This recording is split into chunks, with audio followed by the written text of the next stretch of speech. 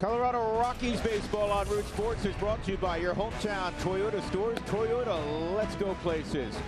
By American Family Insurance, insure carefully, dream fearlessly.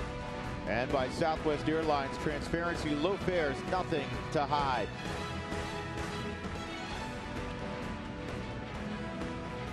And welcome inside Busch Stadium. There's Jaime Garcia sprinting to the mound here at Busch, where the Cardinals traditionally have been a handful for anybody that's come in.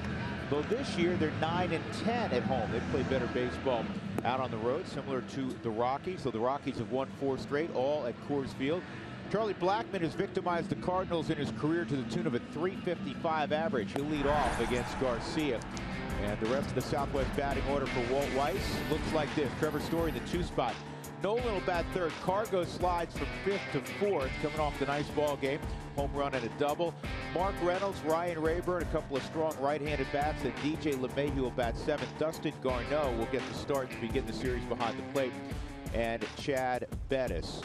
Well, Jaime Garcia, especially at home, is one of the toughest left-handers in the sport. So far this year, league's hitting just a little over 170 against him. It's been unbelievable, and I was digging into the numbers a little bit more. People are not making contact off of his off-speed pitches, and I was curious why. And as I looked into it, he's taking more velocity off of his off-speed pitches than any other pitch. His fastball velocity range is the same, 90 to 92 miles an hour with the fastball, pitches primarily off of it. But the changeup, standard pitch for him. The slider and the curve, he's dropped those down from his normal. Normally he throws the slider about 85 miles an hour. He's dropped it down at 82. So that's a big differential between his fastball and his off-speed pitches. And there's the fastball on the outside corner to even the count at 1-1. When I think of Garcia, I always think of the changeup. He has a very good changeup. The Rockies have always hit him hard, though.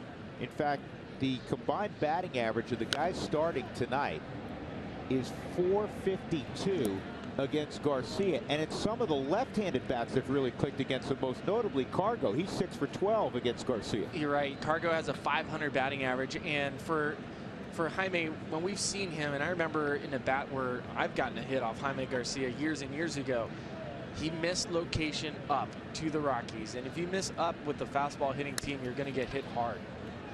That's a good pickup by Carpenter, and he throws out Blackmon by a stride. Let's take a look at what has been a problem for the Cardinals so far this year, and that is defense. They are dead last in fielding percentage in Major League Baseball. Matt Holliday has played some first base. Our old friends in left field tonight. Jeremy Hazelbaker's in center field. Steven Piscotty, good player. He's in right. Carpenter at 3rd, and Aledmys Diaz has been great offensively, suspect defensively. He's made 9 errors. Colton Wong at 2nd, Matt Adams at 1st, and the incomparable Yadier Molina with 8 gold gloves is behind the plate. So here's Trevor Story on his first visit to Busch Stadium. And he takes inside ball 1. The Rockies, by the way, have moved to the top of the charts in terms of defense. Made only 1 error in their last 12 games.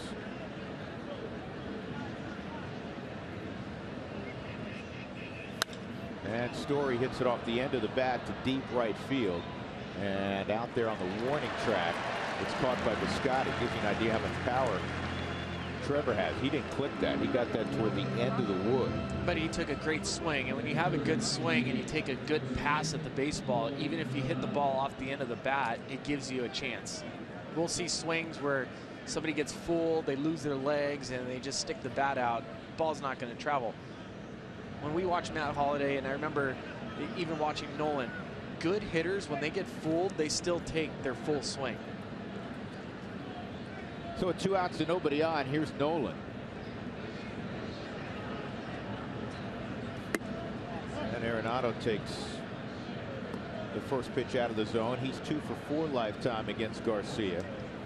Garcia's 0-3 with an .876 ERA against the Rockies. His issue has always been staying healthy. Think about this, Bill. He's made only 43 starts over the last 3+ seasons. Well, he's 20 starts in a season since 2011. He's never made more than. But when this guy is healthy, this guy is good. 28-18 with a 3.25 and 63 starts since 2011. If he's healthy, he makes his team so much better. Well, he's terrific if he's throwing out of the, say, the 3-hole in your rotation. But he's been their best so far this year. The 3-0's in there, 3-1. Tomorrow the Rockies will see Adam Wainwright, big 6'7" right-hander. Mike Matheny's in his 5th year as manager of the Cardinals. And that is a foul ball. Think about Matheny. His first 4 years, they've gone to the postseason all 4 years. That had never happened before with a first-time manager. Last year, they went 100 games, more than anybody else in baseball. The Cardinals are amazing. The names change. One thing does not. They keep on winning. They have not had a losing season, a sub-500 season since 1999. This is baseball. How do you do that? I don't know.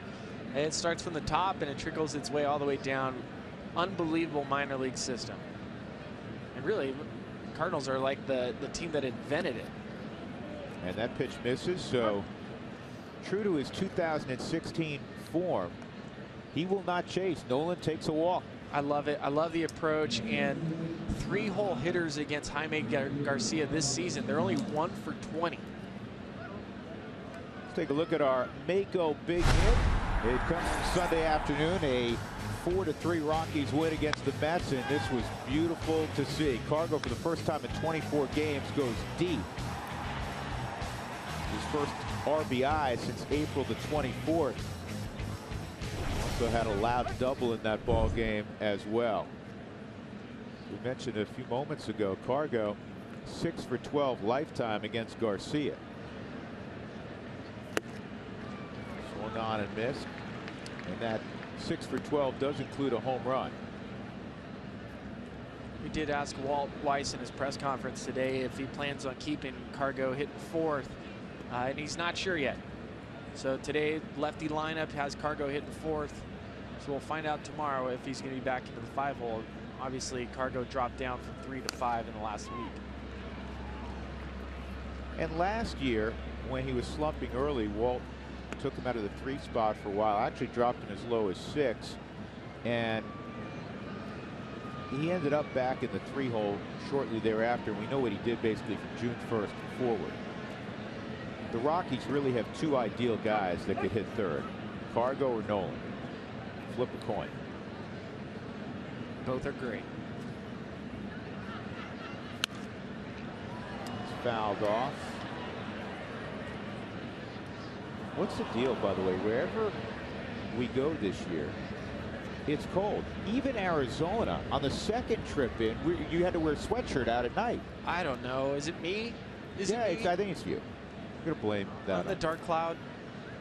Want to pay attention right here, just because Cargo's leading baseball with opposite field hits, and you can see the left side of the field is wide open. Ledemys Diaz is the only one over there, and Cargo will take a shot to hit it over on that left side of the field.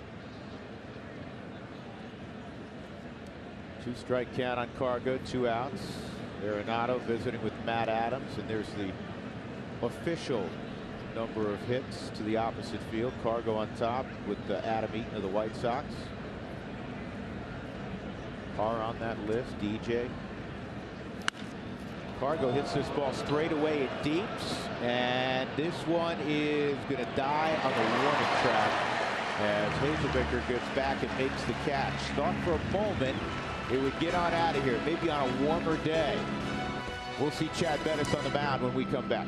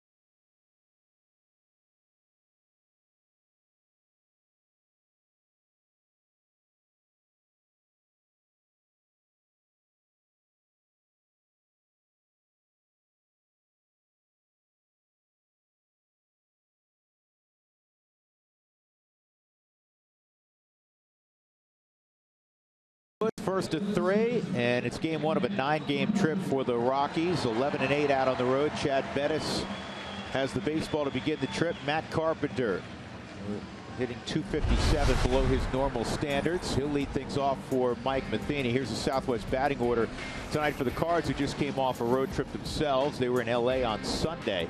It'll be Stephen Piscotty batting second. Matt Holliday, who owns almost a .400 average career-wise against the Rockies, will bat third. Then Adams, Molina, Hazelbaker, Diaz, and Wong in front of the pitcher Garcia. First pitch of the ball game from Chad Bettis is in there for a strike, and he's right back on the rubber, ready to go again. Carpenter, like his counterpart in the leadoff spot for the Rockies, Charlie Blackmon, has a lot of pop. And a lot of facial hair. That too. That skips up there. 2-1. Last outing, Spilly, for Chad was a no decision against Arizona. Went 6 1/3. Ended up giving up 4 runs, 9 hits. Eventually an 8-7 win for the Rockies. That misses. 3-1. But I thought he pitched much better than that, especially the first 5 innings or so. You look at the 8 strikeouts, no walks. He does have. He's been homer bit lately, giving up a lot of solo home runs. 1.1 home run per game. But he's going to go out there. He's going to fight. He is really taking control of the lead guy with the starting rotation for the Rockies. The WHIP numbers has been great. ERA, yes, 4.56, but I think that's. Well hit center field. Blackmon going back, and he makes the catch. I think one thing you can tell off the bat, and again, it's not surprising because it is very chilly, is the ball's not traveling exceptionally well. So allowed out to begin the ball game from St. Louis's perspective, and that'll bring up Stephen Piscotty. Here's the arsenal for Bettis. 4-pitch mix. Great mix. I love the fastball mix. It has been getting hit pretty hard of late. He's been missing a lot more over the middle, but with the cutter, he'll be able to compete with those lefties in the lineup and the sinker inside. I do love the fact that Chad has been throwing an inside hip shot cutter. That's a cutter to the inside right-handers to really freeze him up. He's on one hop to DJ. He'll throw out Piscotty. 2 gone. Well, here's the Rockies defense, which has been extraordinary. Top fielding percentage now in the game. Rayburn's in left, Blackmon in center, Cargo is in right, and the infield is impeccable with Arenado, Story, LeMahieu, Mark Reynolds, and doing the catching this evening is Dustin Garneau. Here's a good look at Dustin. So here's Matt Holliday. The beard is much fuller than we've seen it, but the waistline, not that he ever needed to lose weight. He's always been one of the best conditioned and strongest guys in baseball, but he lost around 20 pounds getting ready for this season. And it's chopped foul, 0-2. Matt missed a lot of time last year with a quad injury, and he had it a little bit, and then it aggravated it badly on June 8th at Coors Field. Played the fewest amount of games Matt's played in forever. Fastball rides high, 1-2. Well, and those power numbers for Matt on the second half of the season after a leg injury never came back up. This year he's hitting with a lot more power. He's slugging a lot better. Matt was an A briefly. He was traded there in the Cargo deal, and then he went to St. Louis. If you include what he's done against Oakland in his career, against Oakland and the Rockies, he's hit over 400. We always talk about guys getting up for their ex-club.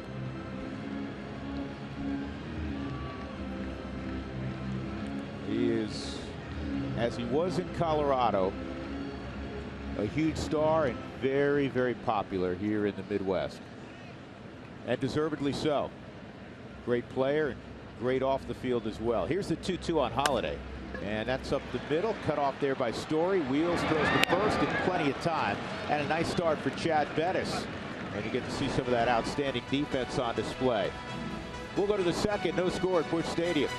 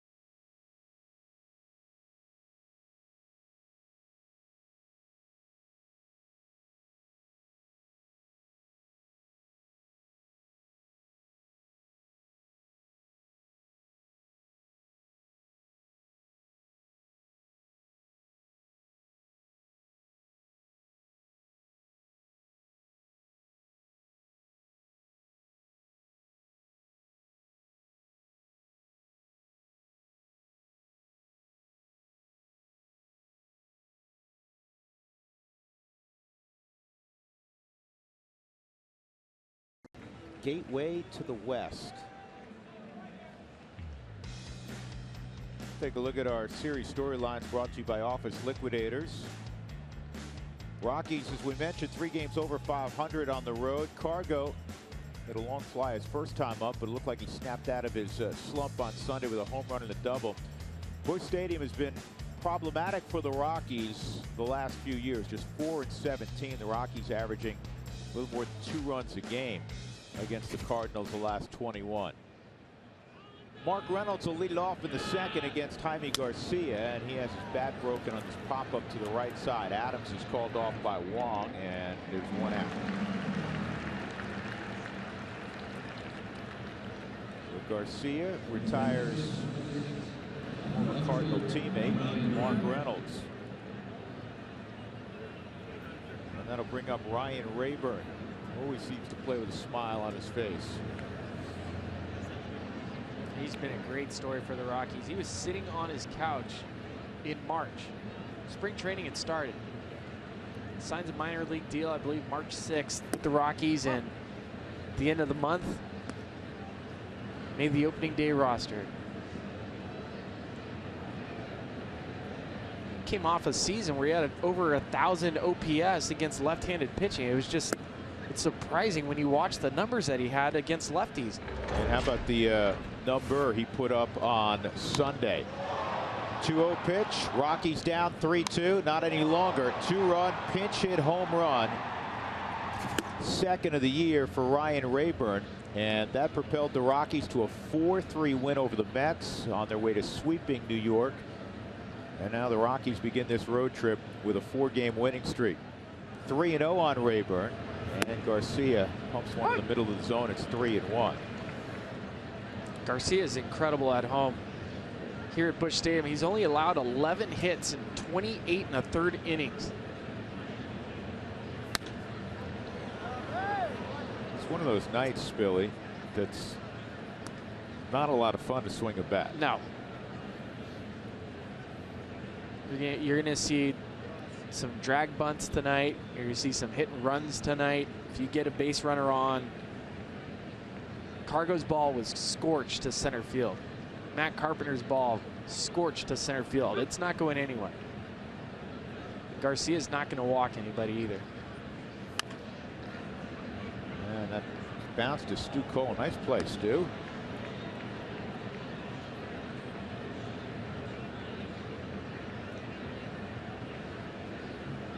This is a very fair ballpark, opened in 2006. It doesn't heavily favor one side or another. In other words, that misses. Ball 4, 1 out walk. 2 walks now by Garcia. It doesn't heavily favor offenses. It doesn't necessarily heavily favor pitchers. It's pretty fair across the board. I remember one year, 2011, and Albert Pujols was complaining at first base about how the ball was not carrying to right field. For the years prior, the ball was flying out. And I go, what's the deal? He goes, I don't know, bro. And I asked Holiday the same thing during the same year. So I guess weather changes here, where some years the wind blows out to right field and other years it blows in. You know how players are if they're not getting their homers. There's the Rockies laying down a bunt. LeMahieu is tagged out. But moving into scoring position is Ryan Rayburn for Dustin Garneau.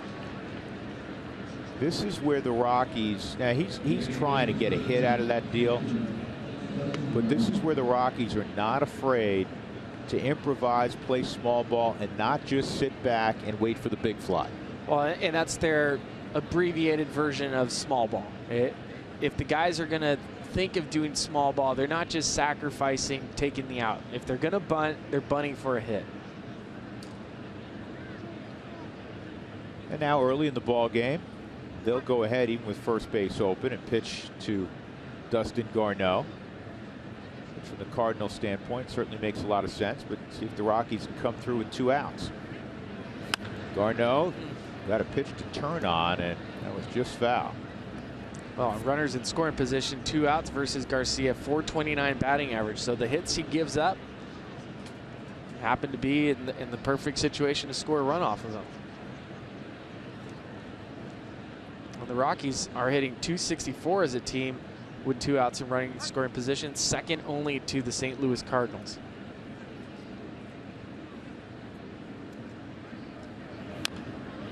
And Garneau chops that one foul. Off-speed delivery.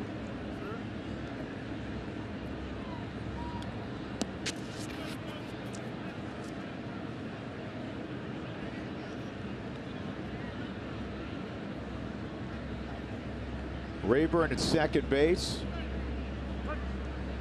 2 outs in the top of the second.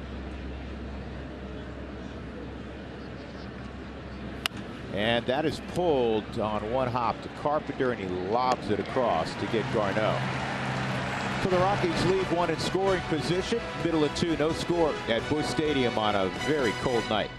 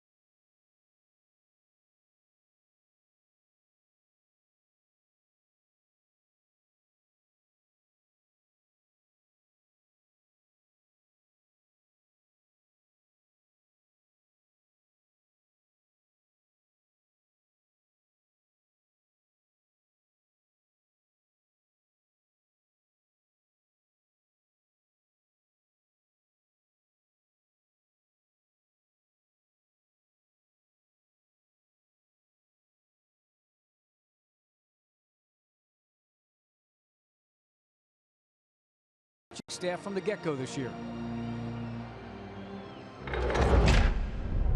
We got to stay aggressive, and that's what I like from our pitching this year. Our walk numbers are down. You know, we last couple of years we've led the National League in walks, and we're not going to do that this year. You know, we talked about in spring training, and I said to our pitching staff, it won't happen this year. It's a good play by Chad Bettis on that bunt.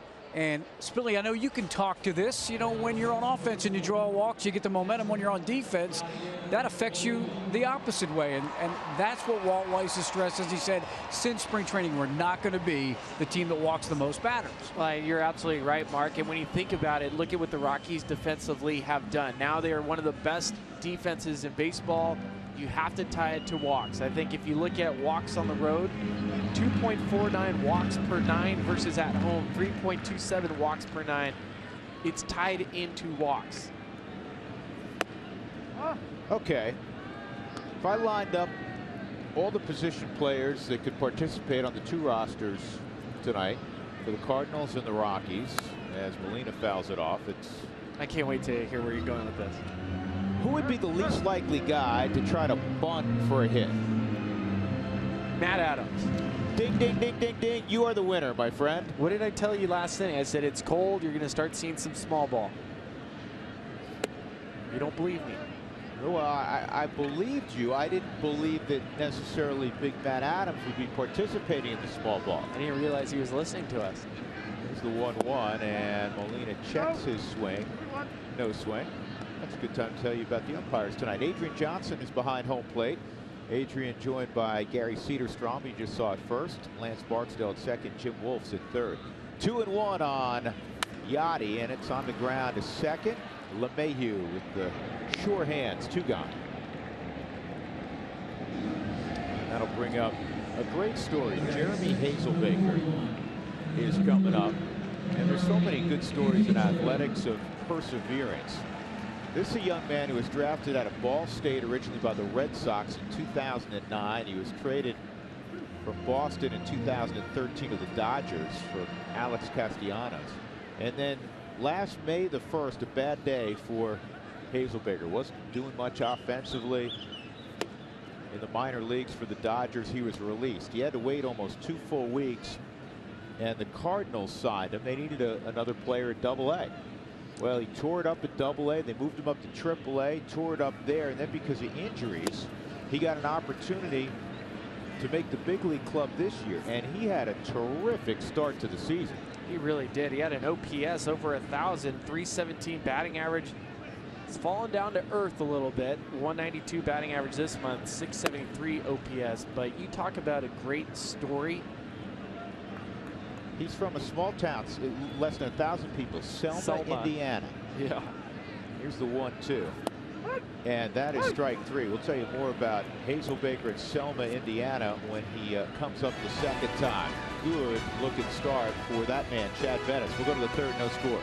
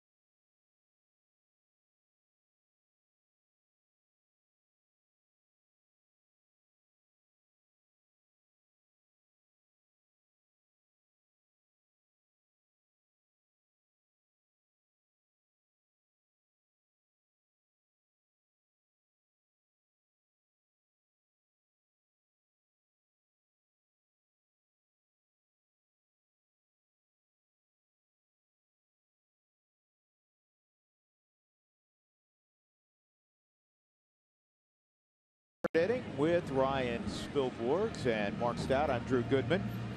You're not going to believe this, folks, but tonight, our partner George Frazier, our old partner, is taking over the Root Sports Twitter account. Be sure to tune in and tweet your questions for George at @RootSports_RM during this evening's ballgame. Chad Bettis is going to lead it off, and after he takes a pitch, I have something else to say about this. Can't wait. This is a shocker for me. Bettis against Jaime Garcia, and the first pitch is in there for a strike. What you may not know about George is, as talented as he is, and as much knowledge as he has on baseball, he does not really know how to operate a phone. He can text. He just learned to text a couple of years ago. So I have a sneaky suspicion that George is actually handling the Twitter account. And maybe George will indicate, you know, what she should type, but I don't think he understands how to work Twitter. Did we write down the right name then? Is it George? We've got the IA. Right. It's Georgia who's probably working the Twitter account. And George, in the interest of full disclosure, why don't you let us know? That could be your first tweet. Let us know actually who is mechanically tweeting. And here's something else. My partner, it's the 5 Ps. Prior preparation prevents poor performance. Also, it prevents being really freaking cold. And he brought gloves to St. Louis in the middle of May. Who would have thought? All you had to do is look at the weather app on your phone and see that it was going to be 30 degrees tonight. That's, I guess, where I fall in with Frazier. I forgot to look ahead at my weather. I'm thinking we're in the Midwest, and it's starting to inch toward the summer. Should we do, really? Did we need to bring gloves? I'm just glad I have. Can I rent those from you? No. You have your little footsie heat warmer underneath, and that's good enough for you. That's what's going to have to suffice. 1 out as the Rockies turned out to Charlie Blackmon. Charlie hit it on the ground to the third baseman, Matt Carpenter, leading off the ball game. No hits for either squad yet, though the Rockies have had a couple of base runners, a walk to Arenado and a one-out walk in the second to Rayburn. And Charlie takes a strike. Well, Charlie had his 11-game hitting streak snapped on Sunday, but the Rockies so much better when he's at the top of the lineup. 13-8 when Charlie is leading off. Well, there's different kinds of leadoff hitters. You want to retire the first guy, just like you want to retire everybody, but you have to be careful because he can leave the building, and if he gets on, now he can steal a base on you. So there's so much that Charlie brings to the top of that order, and he's going to grind out every at bat. And that's lined into left center field. Hazelbaker got a good jump on it. He'll cut it off and hold Charlie to a single, but there's your first knock of the night. And with one out, Charlie at first, and Trevor Story coming up with a fly ball to the warning track and right. We have our first response, or no, this is our first question. George, have you been able to watch Trevor Story much this season? Do you think he would be, did you think he would be this good this fast? And George responded, it's been fun to watch. Anytime a young player you draft and develop in your minor leagues comes and has that kind of success, it's some kind of story. Oh, that's in the box. George, yeah. Wow. That Oklahoma education. We didn't think you paid attention when you were in Norman. Well, he's in the pun jar now. He owes us $1. He owes you $1. You can pick it up from George. Will be here on Thursday. I'm going back for Jacob's graduation on Thursday, and Jerry Schimmel's going to jump over and work television that night, and George, you'll be over with Jack Horgan, which will be great. I really miss George. I mean, I talk to him 6 times a week. I talk to him about once a month, and I feel like I should be calling him a lot more. And for that, I apologize, George. But I miss seeing that guy. He's the best. Runner going, throw to second, not going to get Charlie. And now the Rockies have another runner in scoring position, with Story at the plate and Arenado on deck. Third bag this year for Charlie, who had more than 40 last year. Goes first move. Well, and on a night like tonight where it's cold, you're going to try to do anything you can. Great pitch to run on. That's a slider down and in.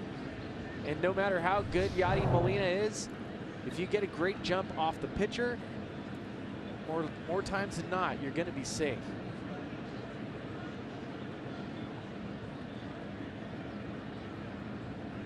One strike on Story in a scoreless game at the top of the third. And that touches the inside corner, so it's 0-2. I know Trevor struck out a bunch, and I keep coming back to this. He's very balanced at the plate. And that's why I think he'll eventually be a real solid 2-strike hitter. Would you agree? I do agree. It's his leg kick, is paying attention to it, making sure it doesn't pull his body and allow him to fall down. That's when your body pushes you forward. And for Trevor, his leg kick is completely different than most guys because he'll kick his front foot towards the visiting dugout. You don't see that too often. And when he's not controlling that, he'll fall on his front foot, and that's what allows the outside pitches and the off-speed away to expose him. But he made a slight adjustment. He's been slower with it and a lot more under control. He's been able to handle the outside pitch.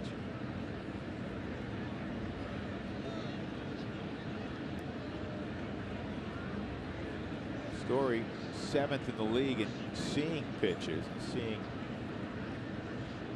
4.3 plus pitches per at bat. 2 strikes here. And Garcia bothered by Blackmon because the advantage, once a runner gets to second with speed against a left-hander, the advantage now really turns to that runner. And that's fought off. Story is so quick on inside fastballs. Drew, you said this to me the other day. He goes, Billy, have you seen Trevor swing and miss at a fastball? No, he fouls him off. If he doesn't hit him, he fouls him off.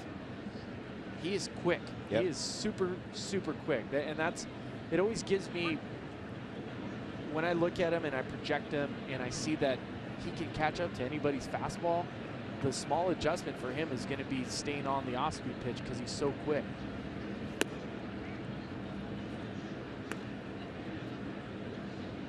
For all that he did in the month of April, folks, from a batting average standpoint, he's having a better May.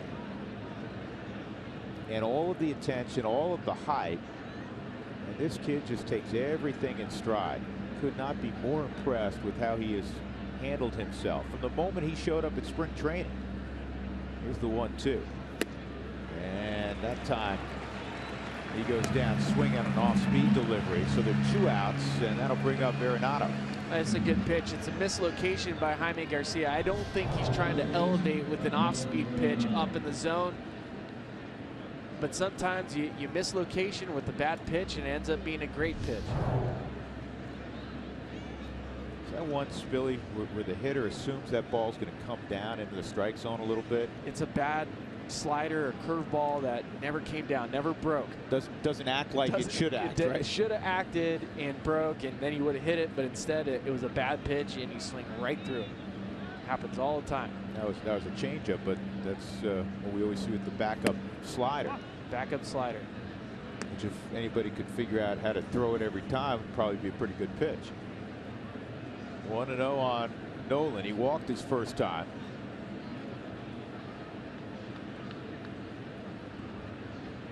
Cardinals don't shift a ton. Straight up in the outfield. Kolten Wong remains close to second base, but on the right side.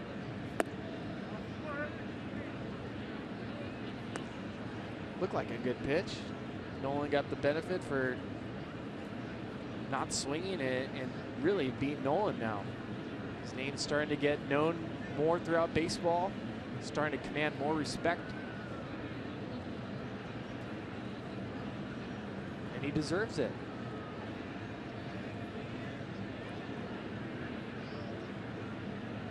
Two-0. And Nolan drives it to left, and it is going to get down in front of Holiday. It's going to bring a run home. Arenado comes through, as he generally does. Blackmon scores the first run of the game, 1-0 Colorado. An absolute bullet to left. And Nolan with his 33rd RBI. Gotta love those 2-out ribbies. You gotta love it. Well, it's the version of small ball that the Rockies are playing. Charlie gets a second with a stolen base. And there's another off-speed pitch for Jaime. 2-0, and he does not get fooled. Ball lands right in front of Matt Holliday.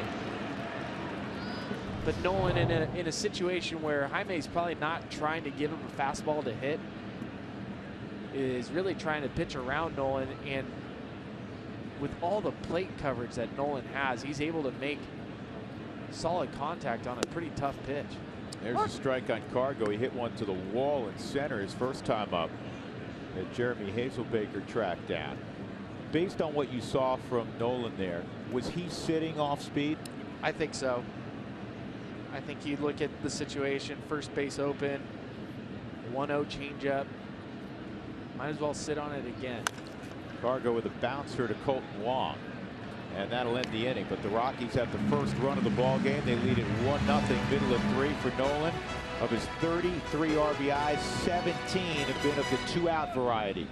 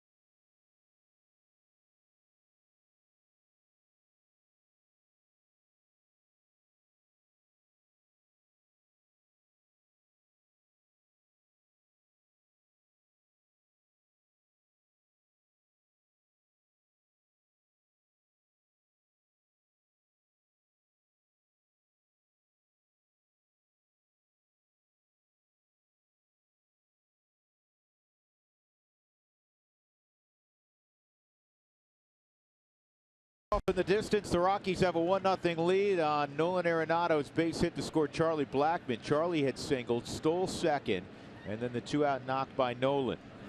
And the first pitch from Chad Bettis to the 7-hole hitter Diaz is ball one. Aledmys Diaz out of Cuba, and he takes ball two, and he's been quite a story here in the Midwest, getting national attention for what he's done offensively. The rookie has been sensational. That's a strike, 2-1, hitting .376 with pop, 6 home runs. He's driven in 20. The slugging percentage leads the National League with .658. Hard shot at Nolan. And well, you say sometimes a guy in the infield's a vacuum cleaner. That's what that looked like. It looked like you had, you know, the scooper you use in the backyard to clean up after your pooch. Look at that thing. Watch this. They make these things called like an iRobot. You know, you put it, you just turn it on, and it vacuums the whole living room for you. You can leave the house. We got that's one of those. That's what Nolan is. That's what Nolan is. Before it was a Hoover. You'd be called the Hoover, but that means someone has to be actually using you and plugging you in. Nolan's the iRobot. He's plugged in the moment he wakes up in the morning. So put him over at third and let him clean up the entire infield. Colton Wong takes ball one. And that's in there for a strike.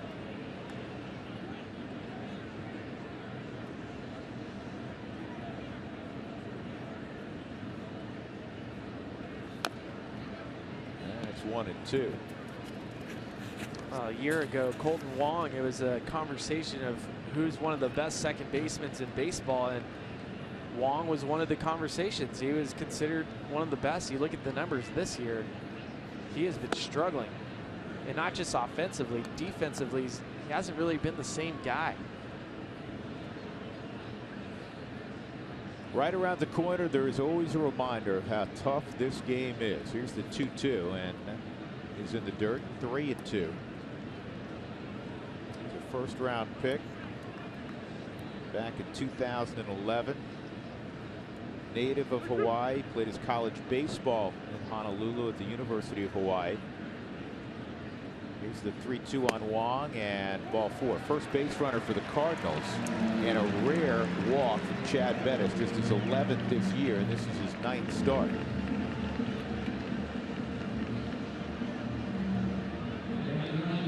So that'll bring up the native of Mexico, Sonora, Mexico, Jaime Garcia.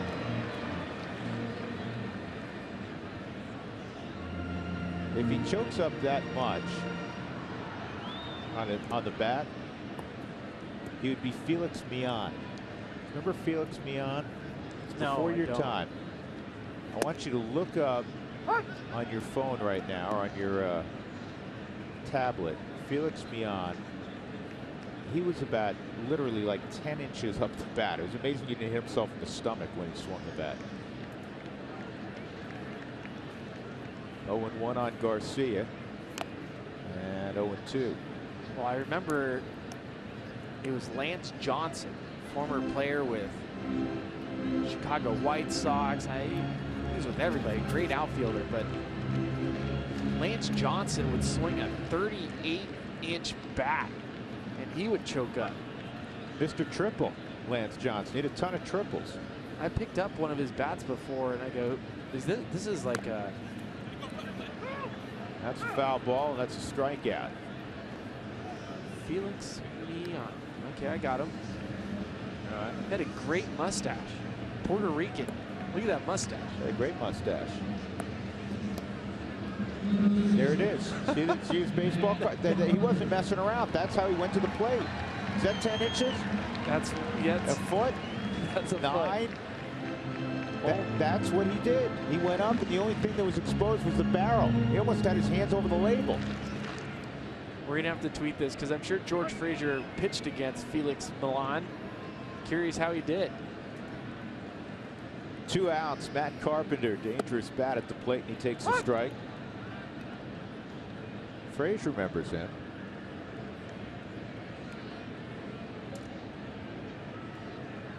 I don't even know if those two overlap. That'd be making George much older than he is. 200 years old. And another strike. Curveball from Chad Bettis. They've been outside the strike zone. Adrian Johnson called the strike 0-2. They didn't overlap because Mian retired after the '77 season. George was at Norman then. And foul tip, strike 3. Good job, Chad Bettis. Changed the eye level, and it got 2 punch outs after the walk to Colton Wong. So we'll go to the 4th. The Rockies have the only run. Mark Reynolds to lead it off when we come back.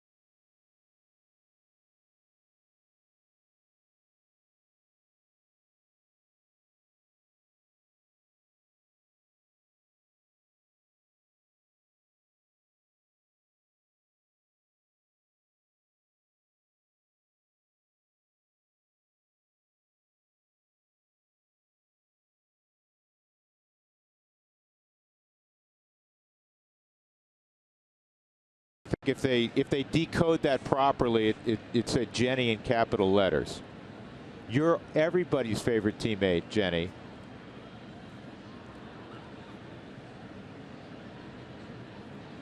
Well, it says one of the two, Jenny or Susan. That pitch misses to Mark Reynolds. He did not answer, though, whether or not Georgia was actually operating the Twitter account. Politely declined to answer that. Reynolds, Rayburn, and LeMahieu with the Rockies leading 1-0. Drew Goodman, Ryan Spilborghs, Mark Stout, Jenny in the studio. Is Huey or Sully working with Jenny tonight? It's Huey tonight. It's Huey, okay.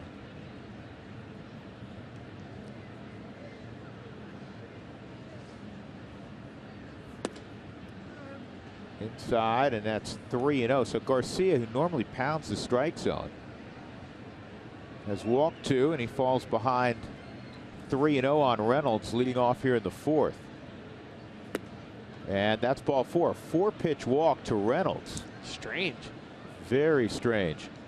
The Rockies will not complain. Folks, if the Rockies score 7 or more runs, go to participating Colorado Taco Bell locations the next day. Make sure you do it between 4 and 6 to get your Rockies taco special. Live Mas at Taco Bell. How much did you enjoy playing here? Not a lot, because you'd always get your tail kicked. But you know what? In 2009, when the Rockies started playing a lot better, this was after Clint Hurdle got fired. Jim Tracy took over, and we came into St. Louis. Starters pitched really well. Pretty sure you remember Ian Stewart went off. He started hitting balls opposite field. It's a 4-game sweep, right? After we won that series, we go, if we can win in St. Louis, Busch Stadium, and take 4 from the Cardinals, we can beat anybody. And that team ended up making the playoffs. I think even though the 07 team, and Spill, you'd be more of an authority on this, I'm watching, you're playing. I think that 09 team was the most talented Rockies team ever. The 07 team obviously got the farthest, going to the World Series. The 09 team won 92 games, and You know, woulda, coulda, shoulda against Philadelphia. But that was a very talented team in 2009. 2009, and it really, I mean, I've told this story before. I even shared it with Clint Hurdle. Hurdle got fired early in May in 2009, and as he was leaving, looked at the group in the eyes, and usually when a manager gets fired, you don't see him. He doesn't come back into the locker room. And he said, "I fell on the sword for you guys. You're better than that." And it really was, it was like a defibrillator. It shocked us. We looked at each other and we realized that we, as a group, got our manager fired, the guy that fought for us and got us to the World Series. And Jim Tracy was great, pulled the right strings. But really it was Clint Hurdle as saying to the group, "You guys are better than that." They really turned things around for us. Yeah. Interesting story. That's the first pitch in the strike zone in the inning. 2-1 on Rayburn. The Rockies in St. Louis since 2010. It has not been good after that 4-game sweep in 2009. Here's the 2-1 on Rayburn. Outside, 3-1. So since 2009, the Rockies are 4-17 here. They can't score, about 2.4 runs a game. And the opposition, that being the Cardinals, have hit 285. Well, this is a big test for the Rockies in this whole road series that they have coming up with Pittsburgh and Boston. The Rockies have played a tough early season schedule in that, you know, the Mets last weekend, already played the Giants a couple of times. Chicago, only team to win 2 out of 3 at Wrigley this year. Strike 3. Rayburn kicking himself. He knew that was in there. So 1 out, and that'll bring up LeMahieu. Always typical when a pitcher throws 5 straight balls, you put yourself in almost a take mode. And here's a cutter on the backside of the plate that Yadi, so good at framing, it doesn't even move. But you take yourself out of swing mode when you're watching a pitcher struggle, thinking that he's going to continue to struggle, and then he paints on you, throws 3 good pitches, and you're walking back to the dugout. It wouldn't shock me to see DJ try to push a bunt again here. He did it his first time. It worked as a sacrifice. A little bit easier, isn't it, Spilly, when you have a left-handed pitcher? Wong is deep, so I mean, if you push it with some authority toward the second baseman, and DJ runs well. Well, I'd agree with you, but if DJ didn't do it in the first inning, his first at bat.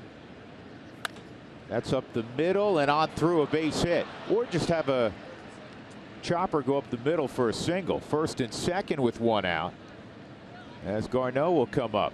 And that's what I'm saying. DJ, if he didn't make a bad bunt his first attempt of the game, he probably would have tried again. And he likes his chances better hitting. Last year against the Cardinals, 14 for 28, hit 500. He's hitting 333 in May. Take your chances hitting off Jaime tonight.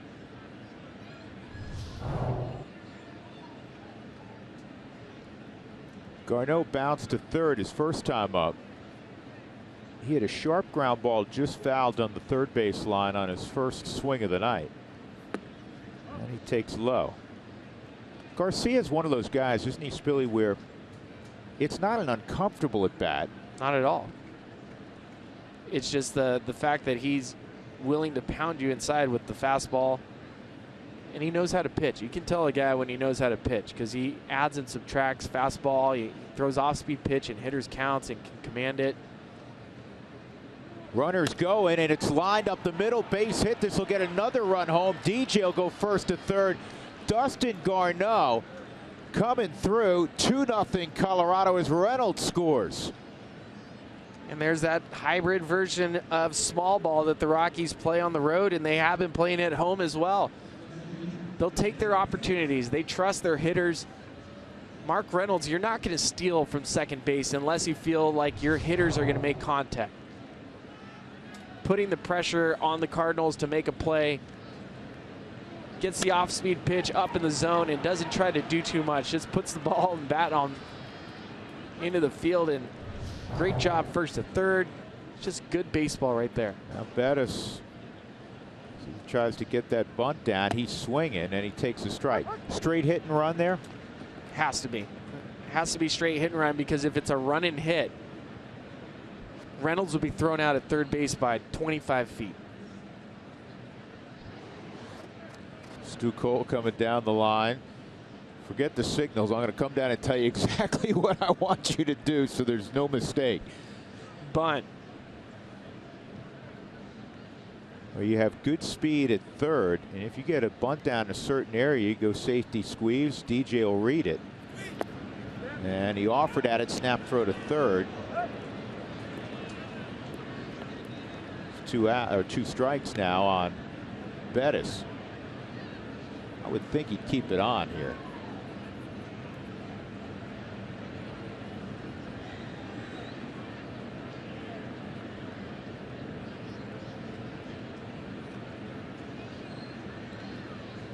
Rockies up 2-0. They've out-hit the Cardinals 4-zip.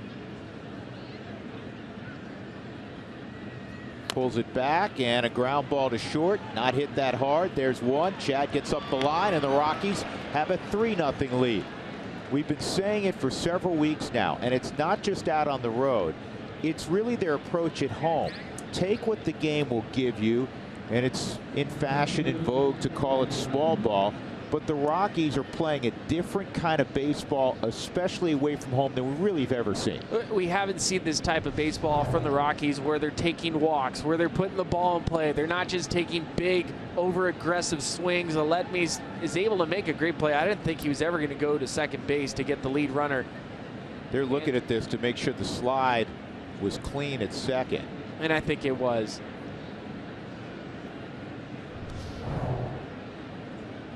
But to your point, second RBI, by the way, for Chad. To your point, Drew, we have not seen this team play this type of baseball for an extended period of time. And I really do believe that it's tied to the starting pitching.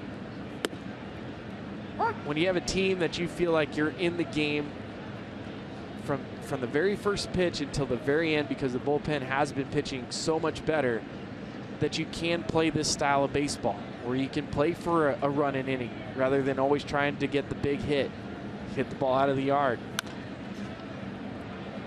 Adams comes up with it. He'll win the race to first. A productive inning for the Rockies. They produced 2 runs on a couple of hits and a walk, and they're up 3-0 middle of 4 in St. Louis.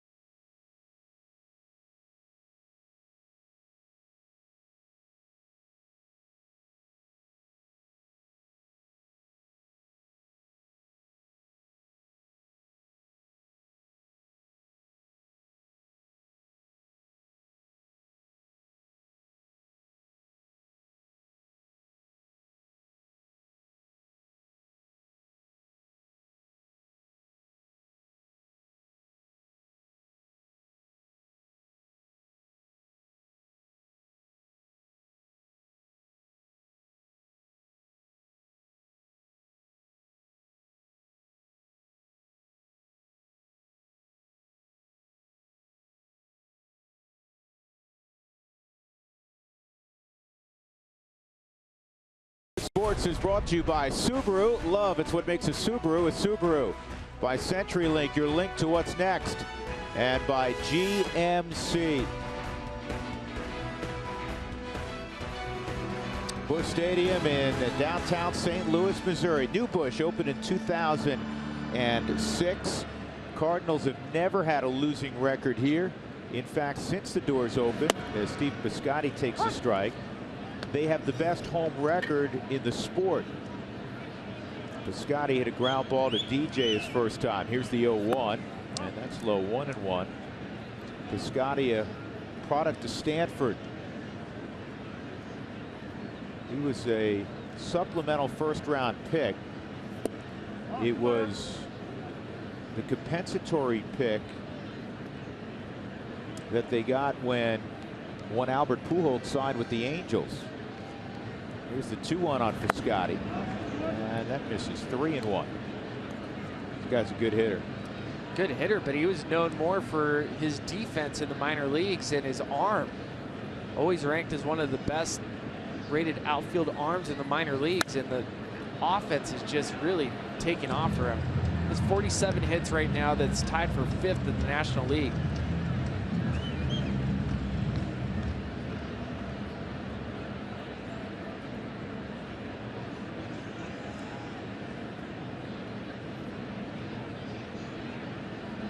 Here's the 3-2 on Piscotty, and this is fisted to short.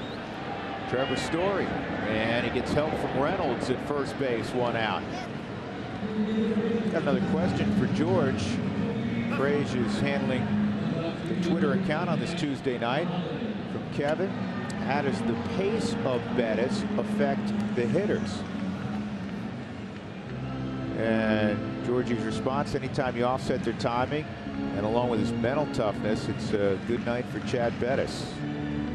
Fielders just love a guy on the hill who works with great tempo. Here's Holiday, and he hits a towering fly ball. Story will handle, 2 outs. I think the best example of a pitcher that pitched with great pace, and we're not talking velocity, adding, subtracting. We're talking about grabbing the ball on the mound and throwing the next pitch. There's 2 off the top of my mind. Mark Buehrle, who you've made an argument could be a Hall of Fame pitcher, and Cliff Lee. And what it does to you, the hitter in the box, you don't have a time to reset. So you end up swinging at pitches you never would ever swing at because it feels like the pitcher's already coming after you. I got to go. They're going. I got to swing. Did I ever? I made the case for Buehrle being. You did make it one time. Was this a conversation? When was this conversation? Last year? Yeah, I don't recall this. You're making an argument that if you look at his numbers and during the time frame with making 33 starts a year, that you could make an argument that Mark Buehrle could be a fringe Hall of Fame player. You don't remember that? I trust you because you have a better memory than I do. I'm like a baby elephant. You are, but this is the second time I have to reference this year. Here's the 1-2 on Adams. How do we know elephants have such great memories? Good point. Another tweet from George. Bettis doesn't give in. 2-2 on Adams, and that's fouled off.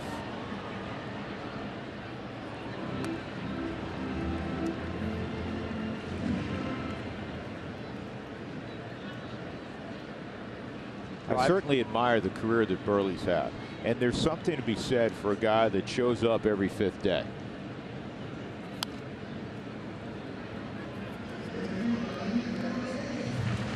What was great about Cliff Lee, in order to keep the pace, especially in Philadelphia, is that him and Chooch, that's Phillies catcher Carlos Ruiz, they had hand signals. So as Cliff Lee got the ball back, he would swipe his leg or go to his mouth or touch at the bill of his cap to let Carlos know what pitch he wanted to throw. So there was no shaking off. There was no question. I'm throwing a fastball right here.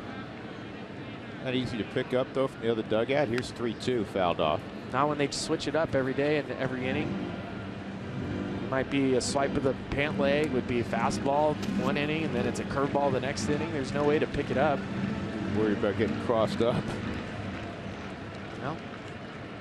Worked out, though. It worked out fine. Cliff Lee, for a significant period of time, was at the top of his craft. Another 3-2 on Adams. That misses. Ball 4. So with 2 outs, the second walk allowed by Bettis. He didn't walk anybody in his last outing against Arizona. That'll bring up a guy who always gets the biggest cheer. A guy who may go to the Hall of Fame. Speaking of the Hall of Fame, Yadier Molina. And what an incredible story this year. Molina, remember last year he came back in the postseason. He had the jacked up thumb and he had surgery on it. Somehow he got back and was playing in the postseason. Nobody could believe he was able to catch with it. It was on his left hand. He had another surgery that prevented him from playing most of spring training. And he's now caught the second most innings in baseball this year. It's really remarkable. And he's hitting well over 300. Amazing, amazing player. Rockies leading 3-0.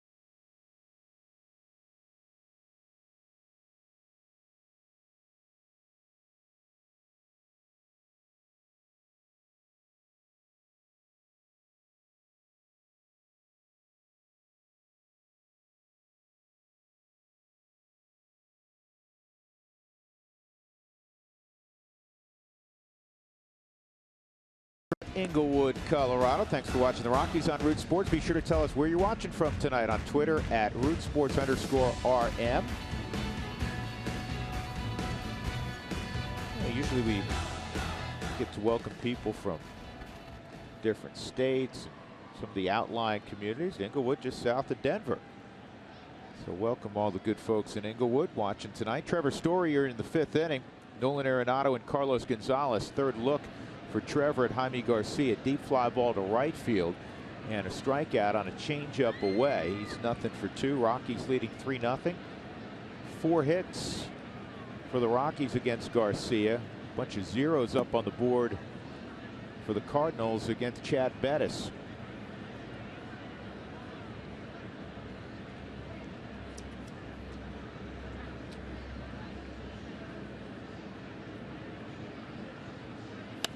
And this is going to drop in left center field for a base hit. So Story with the reach has a base hit off the end of the bat. The Rockies back in business. They've had base runners in every inning. Walk in the first with 2 outs to Arenado. 1 out walk to Rayburn in the second. Rockies got a run in the third. Couple of hits. Blackman and Arenado involved, and then 2 runs in the fourth. Well, we talked about Trevor Story and how much more in control he is of his body. And that's an off-speed pitch away from him on the part of the zone that he hasn't been able to handle because he's slower with the load, because he's sitting back a little bit better, because he's allowing his body not to push him forward. He's handling that pitch.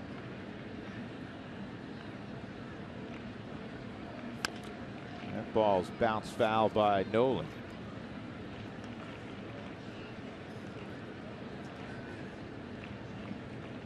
Walk and a line single left to drive in Blackman in the 3rd inning. Rockies fans amidst all the red here in St. Louis. Got good seats too. Did you take care of them, Spilly? Of course I did. Not a baby.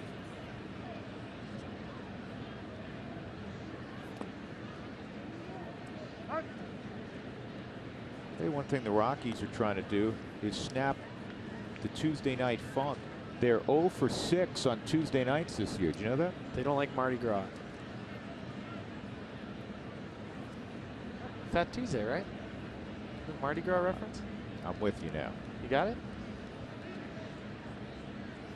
This ball on the ground to third, and Carpenter just flat dropped it.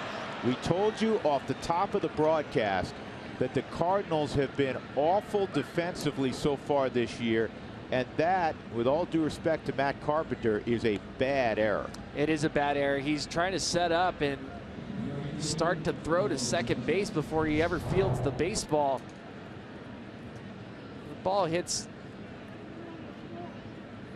right off the dirt. It's not like it went from grass to dirt, and he just botched it. You can see as he went for the exchange, the ball pops out of his glove. Now you want to take advantage. 2 on, nobody out, and here's Cargo.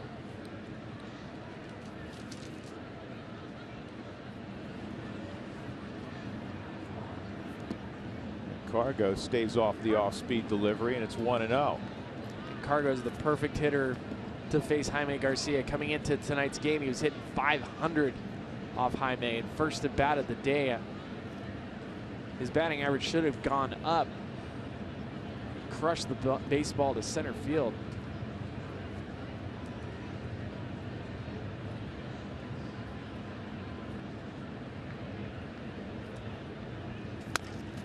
And Cargo's going to have to get up the line. There's 1 and there's 2. So a 4-6-3 turn. And now Story at third with 2 gone for Mark Reynolds. It's going to be a long jog back to the dugout for Cargo.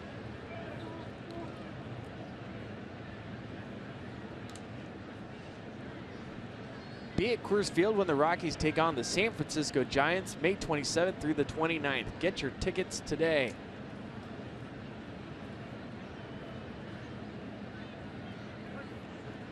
Got him to roll over on that changeup. Reynolds with 2 outs, and he gets a quality swing off. You can see Mark Reynolds was smiling as he stepped into the batter's box, and I'm sure Yadi Molina said something to him, former teammate.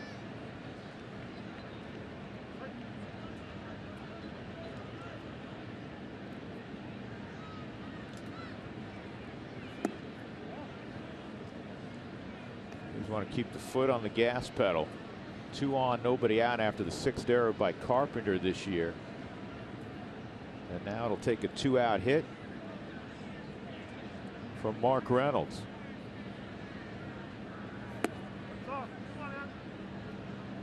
Two and 1. And Reynolds last year with the Cardinals played 140 games, .230 batting average, 13 homers, and 48 RBIs.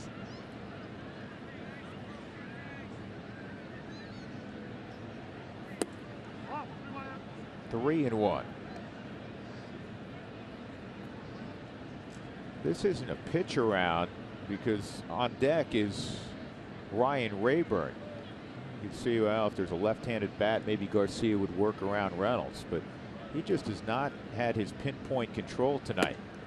Ball 4, second time he's walked Reynolds. 4 walks tonight for Garcia. In his previous 2 starts, he had walked just 1. Show you how uncharacteristic it is. Now if the runner's on first and third, you'll see Mike Matheny signaling to Yadier Molina how he wants to handle this. If the Rockies were to go delayed steal or some sort of plan, probably unlikely. They want Ryan Rayburn to swing the bat. But you have to prepare for every possibility. Rayburn takes the ball. A walk and a strikeout, a caught looking strikeout for Rayburn this evening.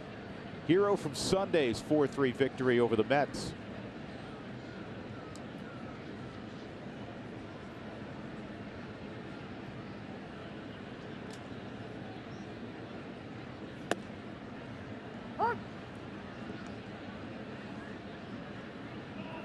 One and 1 on Rayburn.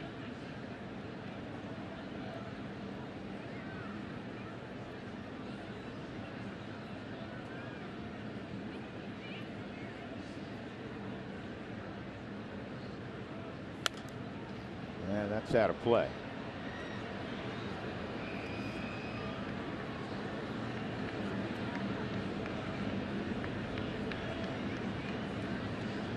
I'm always paying attention to fastball velocities, and for Jaime, if that last pitch was correct on the board, it said 87 miles an hour, and if that's his fastball, you can understand why, as I'm watching, why he's gone so much softer tonight.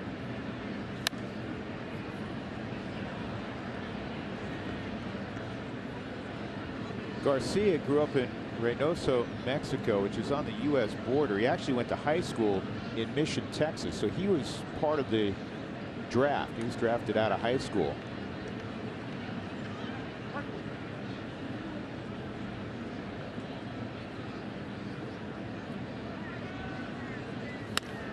And on the ground to short. That'll end the inning. The Rockies had a base hit and a walk. Do not score. They lead 3-0, middle of 5.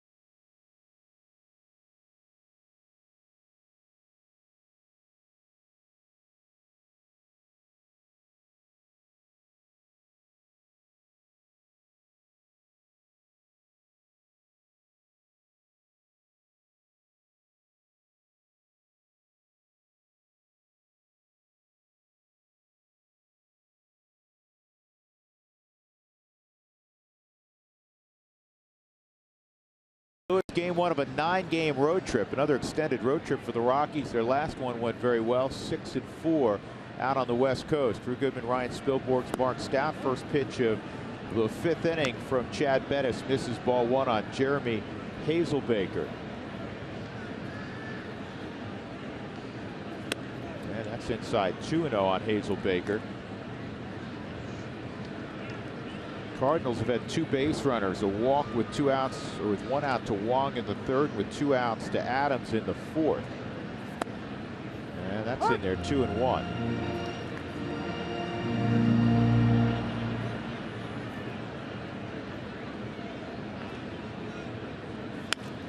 And it's fouled off by Hazelbaker.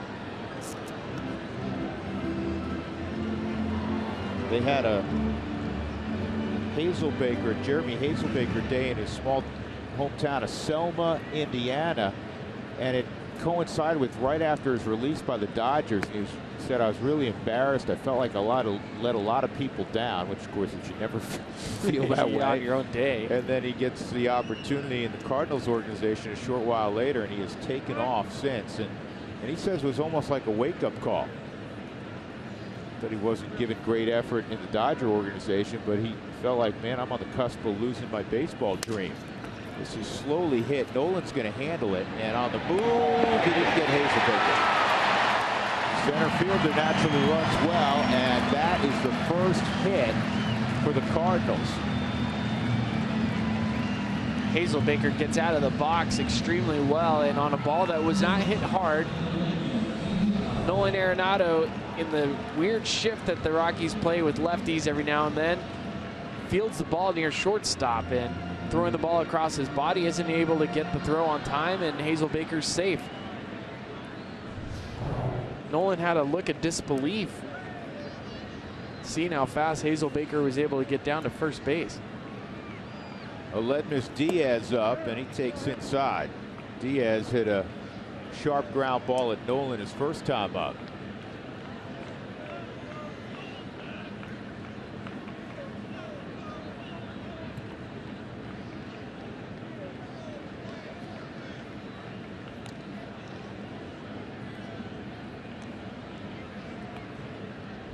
On the Subaru Supermo, not that close.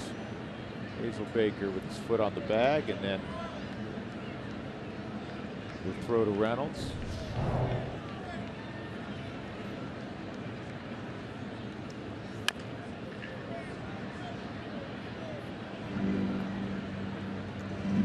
Diaz gets a big load.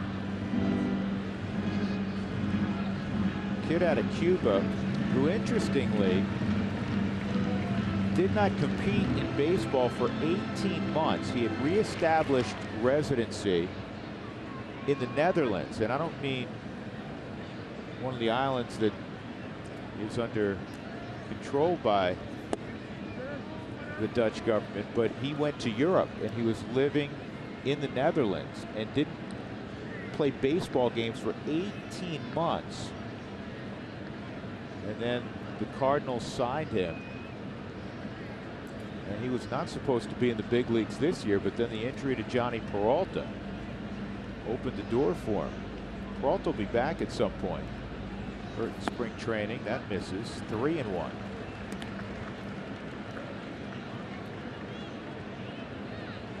Well, the Cardinals ended up signing Ruben Tejada after the Mets released him in spring training, and they thought Ruben Tejada would be the player that would play shortstop.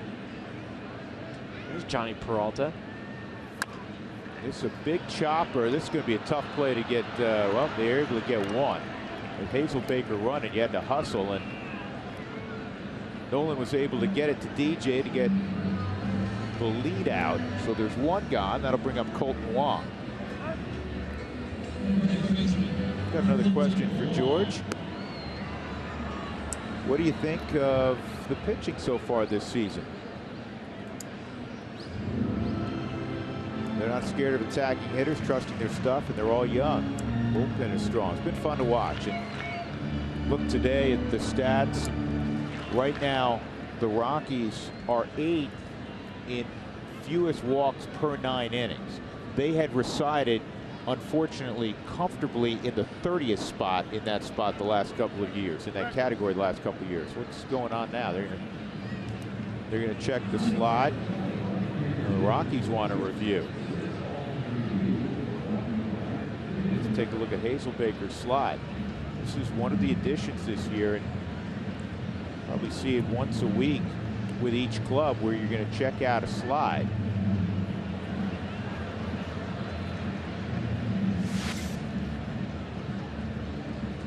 Let's see. Before the bag, which is clean. Going to stay on the bag. And the Cardinals are. Oh, the Cardinals are doing. I'm sorry. You know what? I thought it was the Rockies. Is the foot off the bag when he catches it? Well, and No. this is part of the problem with this new rule, is that it is forcing infielders. Before, this was a neighborhood play where they would allow the fielders to pull their foot off the bag to protect themselves. Now with the new rule, Rule 6.01J, the fielder is required to stay on the bag long enough to make the turn. See, this contradicts why the rule was made. Exactly. This is not. This was to give a little more safety to the middle infielders after the Chase Utley deal in the postseason last year, and instead you've penalized sometimes the team turning two or attempting to turn two. That play. In this case, they're just taking the out at second. There was no chance to turn it over. That's not the spirit within. No, it's not in the spirit of the rule. No, it isn't. And tip your cap to Mike Matheny for, you know what, since the language of this rule is what it is, and you know, you have an opportunity to take advantage of it.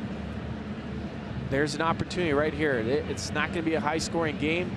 Taking advantage, and they're going to call him out. I don't think he'd come off the bag anyhow. It was close. So one out. Diaz at first base for Wong. one more look. DJ's foot, it's so quick. Last year, this would be not even a conversation. And this year, with the way the rule is set up, that's too hard to tell. And I can understand why they wasn't overturned. But you see how this rule is changing how managers view that play. On the outside corner, a strike on Wong. Colton walked his first time up.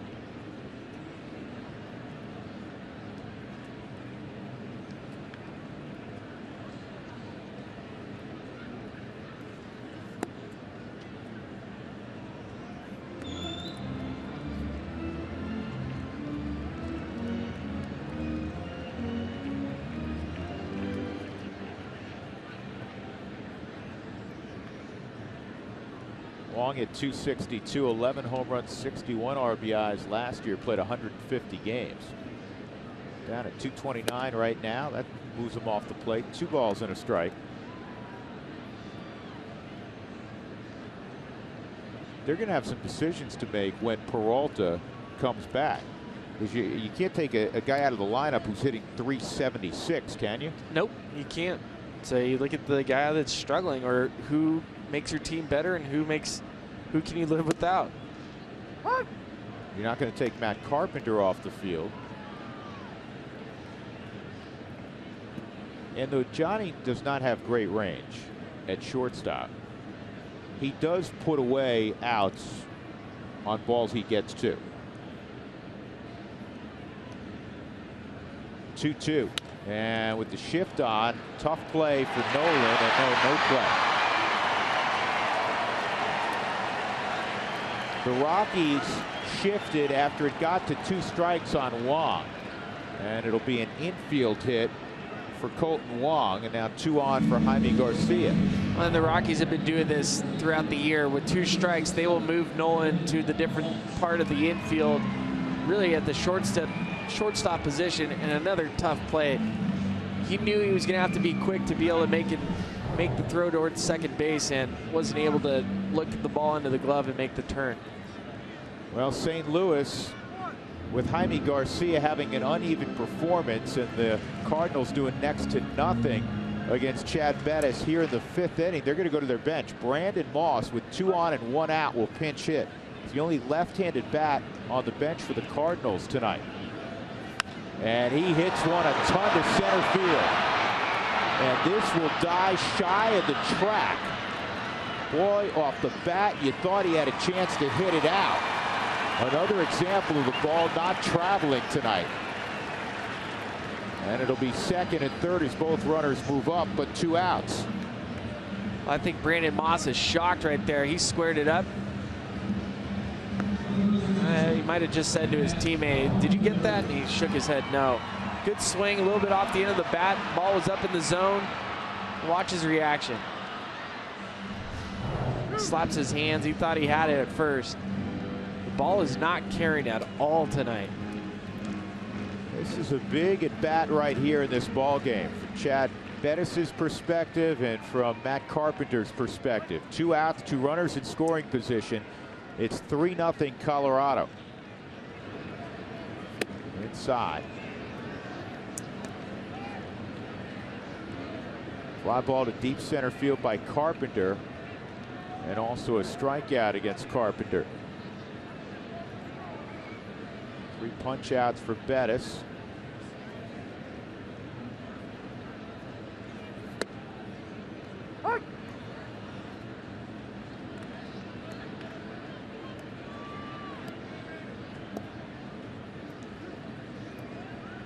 Matt Bowman's going to be next for St. Louis.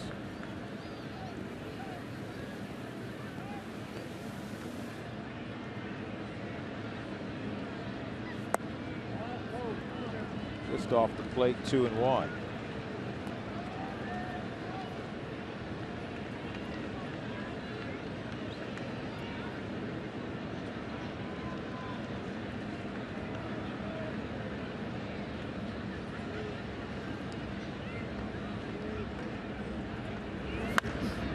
Carpenter hits a towering fly ball to deep right. Cargo has a beat on it, and he'll make the catch in the middle of the track, and Chad Bettis will walk off with the shutout intact.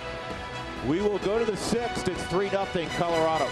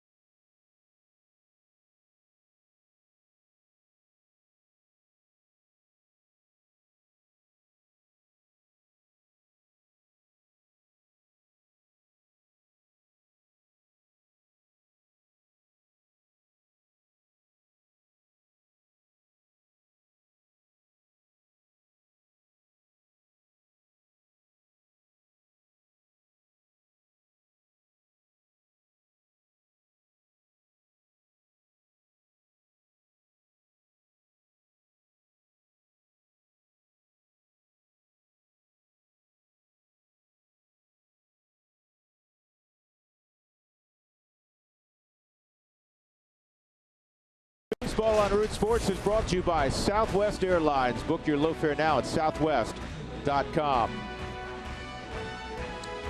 Back in St. Louis, after a day off yesterday, the Rockies and Cardinals getting after one another, and the Rockies have a 3-0 lead with Ryan Spilborghs and Mark Stout. I'm Drew Goodman. Jaime Garcia was pinch hit for in the bottom of the 5th, so the new pitcher for the Cardinals will be the Princeton grad Matt Bowman. 24-year-old, 25 at the end of the month, will take over here in the 6th, and it'll be the bottom third of the order for the Rockies. DJ LeMahieu, Dustin Garneau, and Chad Bettis. Well, it'll be my first chance to watch him. Watching him throw in the bullpen, he turns his body. It almost looked like Hideo Nomo, Tim Lincecum. Fastball, splitter, slider. Watch as he turns. And a good tailing fastball for Bowman in there for a strike. Not the typical mechanics you'd expect to see from a Princeton grad, right? This is a ground ball to Wong. Well, Sunday was an interesting day around Major League Baseball. While the Rockies were sweeping the Mets, you had this incident, which I think has been seen 40 million times now. Batista was hit, then Batista goes hard into second base, and Rougned Odor a shove, and then the right hand that has been seen around the sports world countless times now. Odor today was suspended 8 games. There were a number of suspensions. Batista got a game. John Gibbons, the manager of Toronto, got 3 games, but Odor was suspended 8 games.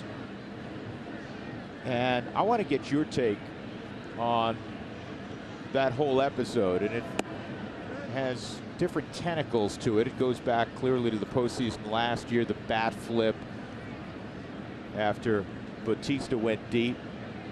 It's just, it's not black and white. It's not one guy starting the fight. It was both guys starting the fight. And if you go back to the history of it, you look at the bat flip, then you look at the 8th inning, and the Rangers waited until 7 games into their series to hit Batista, which is pretty lame. If you're going to hit Batista, you hit him in the first game, first at bat that you see him, and there you go. It's over. It's squashed. This is a shot at Carpenter with Garneau running. He's not going to get him. See if they give him a hit. That ball was hit with some authority on it. You can see by Carpenter's facial expressions, play he thought he should make, but they're going to give him a hit. So Garneau's got a couple of singles in the game. And that ball is scorched. And Yeah, that should be a hit. Yeah, when Matt Carpenter's having to take a knee and protect himself, even though he's feels like he should be making that play, that is not a routine play. And even with the great throw, that's a base hit.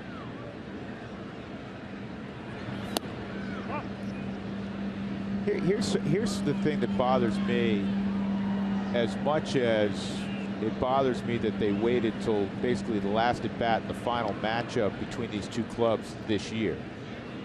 They asked a kid who was not involved a year ago, who's making his second big league appearance, coupled with the fact this young man has overcome a ton to get to the big leagues. Matt Bush, who originally was a #1 pick of the Padres as a shortstop, didn't make it as that, had a lot of issues off the field, in fact was incarcerated at this time last year.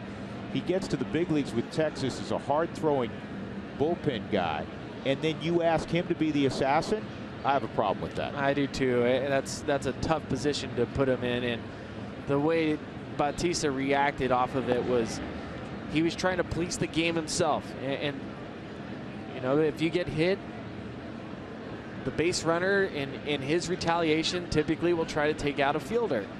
And whether that's right or wrong, it was the old school way of policing the game. And so Bautista going down to second base was going after Odor, trying to hurt him. But Odor was receiving the baseball and trying to, what seemed to me to look like a low throw, trying to hit Bautista in the face. Both guys get up, they square up, and the rest is history. Odor has a fantastic right cross, by the way. Yeah, it was not one of those wild, sloppy, haymaker type of punches you often see in these situations. And honestly, here's the 1-2. Bettis pulls it back, and he's gone. 2 outs, and that'll bring up Blackmon. Honestly, I think some of the severity of the suspension had more to do with the fact that he, you know, how violently he connected. I mean, if he takes a wild swing there and misses, 3 games. Wouldn't you agree? Yeah, I would agree. So he's getting punished because he's a pretty good fighter. He's a great fighter. I mean, Bautista doesn't know what hit him. Literally does not know what.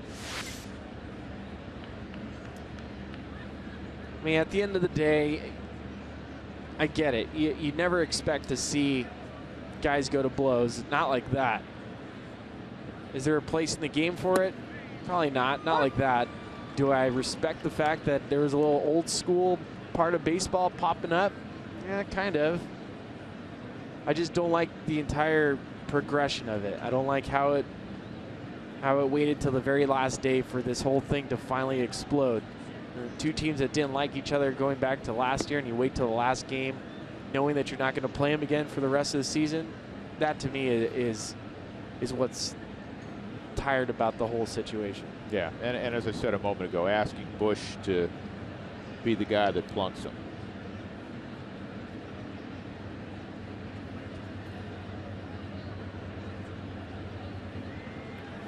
This ball's pulled foul. Now, I have another fundamental question. This is in 1972.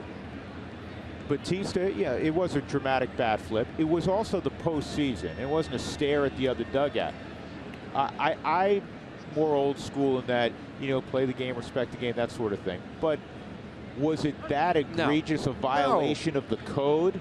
I went across the street today to the St. Louis Cardinals Hall of Fame Museum that they have, and it's fantastic. And they were showing videos of former Cardinals players and great moments in history. And I wanted to record a home run hit by a Cardinals player back in like 1972. He hits the ball. It was almost Carlton Fisk-like. It was hit down the left field line. He walked almost to first base and then bat flipped. Far worse than Jose Bautista. And the reason why we don't know about it is because there's not a lot of video showing it. Good pass through the zone there by Blackmon, 2-2. That's what I mean. And guys used to do this all the time. It's just because of social media, because of the GIFs and the videos and going viral. With today's game, we get to see it in such a greater audience, and it's great. You get to see plays all the time. Bartolo Colon's home run last year almost exploded the internet. But we forgot the fact that this stuff happened years and years ago all the time. This ball is a loud shot to deep right, but cruising back and making the catch is Piscotty. Rockies continue to lead 3-0, middle of inning number 6 at Busch Stadium.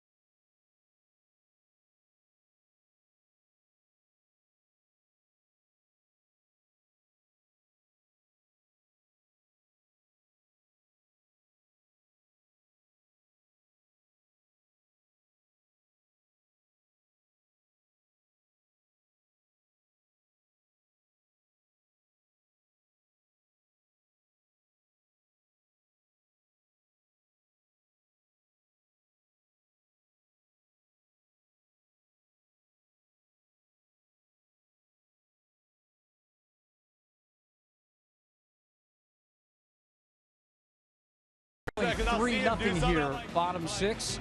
Let's talk about some goodwill amongst players, and it was here last night in St. Louis. Jason Motte, the former Cardinal, former Cub, and now with the Rockies, had his annual cornhole charity event, and it's to help cancer and cancer patients. He's trying to strike out cancer.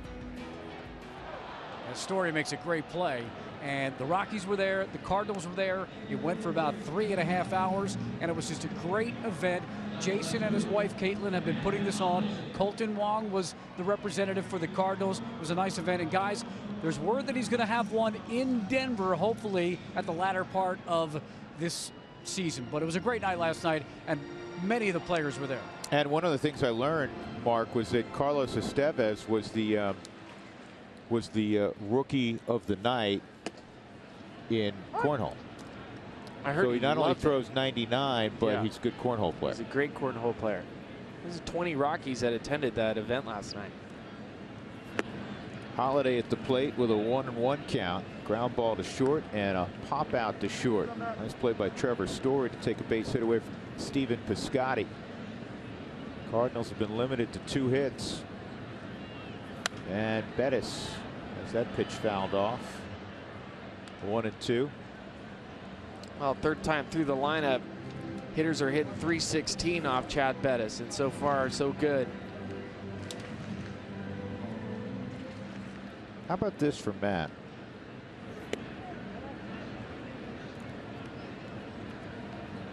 Matt has in his career 512 hits at Busch Stadium, 511 hits at Coors Field.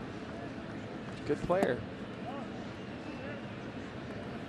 Rockies have made a defensive change. Gerardo Parra's come in left field with a 3-0 lead in the latter third or so of the game, and Ryan Rayburn goes out. Of course, Jaime Garcia is out of the ball game also.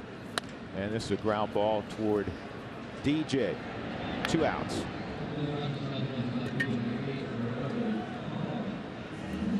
Another question for Georgie tonight from Cliff.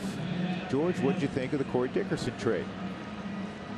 And George's response, good trade. Parra signed and you get a closer, and also you have a heck of a young arm in German Marquez in Double-A. He was the pitcher of the week in the Eastern League last week. He took a no-hitter into the 8th inning, and he has a sub-2 ERA in the Eastern League. He's another one of those arms that's not far away.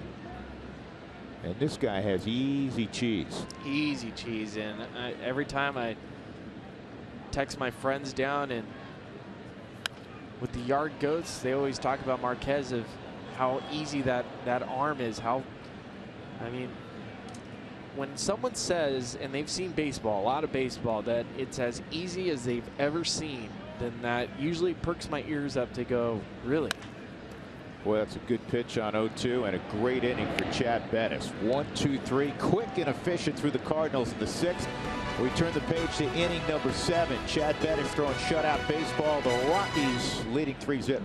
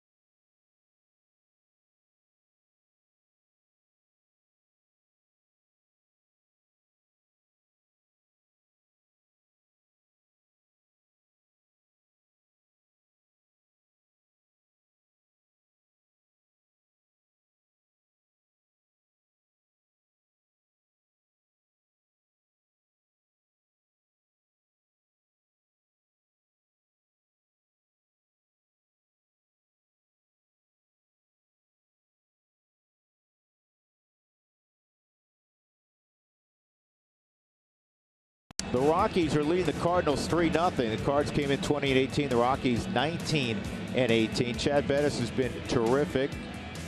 And Nolan Arenado had another 2-out RBI. More than half of his ribbies this year have come with 2 outs. And the Rockies grinded away against Jaime Garcia. They ran him off after 5 innings. And it's the 2nd inning of work for Matt Bowman out of Princeton University. And Trevor Story will lead things off for the Rockies. 2, 3, and 4 for the Rockies. Arenado and Cargo to follow.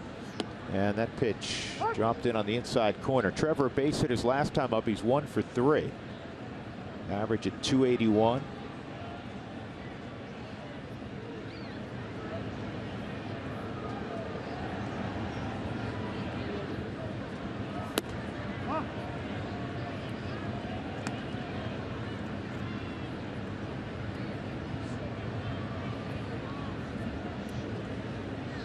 Story been really balanced. He's hit 282 at home, 278 out on the road. Good pitch. 1 and 2.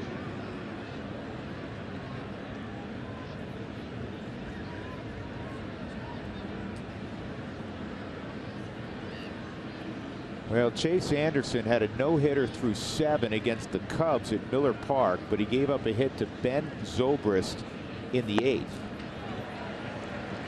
Bowman works inside. We haven't seen guys do that too frequently with success, and he gets the strikeout on Story. As I'm watching Bowman goes to the far first base side of the rubber, and that really creates an angle. See, that's a sinker that just comes in and chases Story well off the plate, but with that angle, it makes it pretty tough. That was a super sinker. Super duper sinker. Our Colorado Lottery pitch probability with Nolan at the plate, and that fastball's off the plate 1-0. This is right-handed pitchers all season, and with a 1-0 count, about 52% of the time it's fastball. Slider more than 1/5 of the time. That was a cutter, and it's fouled off. It's kind of part of the slider family. Yeah, I'll put it in there. I still rank that as more of a fastball. Well, and as you're looking at those numbers, really hitters go through the same type of thought process. Maybe we don't have it exactly like that. but you look at the scoreboard, you look at the count, try to figure out what your hole is, try to understand what the pitcher's strengths and weaknesses are. And a lot of hitters really guess. I mean, you pick a side of the plate.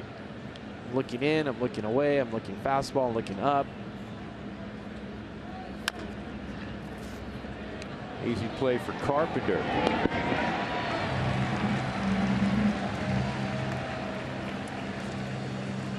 And with 2 outs, that'll bring up Cargo. Cargo 0 for 3 tonight. Drove a ball to the wall in center his first time up. That was our first indication that the ball's not going anywhere tonight. And we've seen a couple other balls hit that didn't travel as well as you thought. Matt Carpenter had one. Brandon Moss had one. Trevor Story had one also. 2 outs, nobody on, and Cargo takes a strike.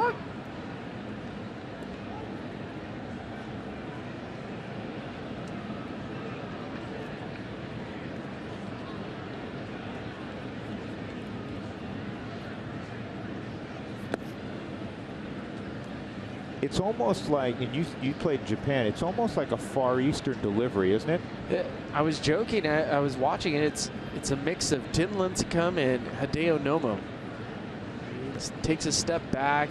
Watch Cargo, he's got to hang a little longer with his foot in the air. He's trying to, pretty loose, trying to get that timing right.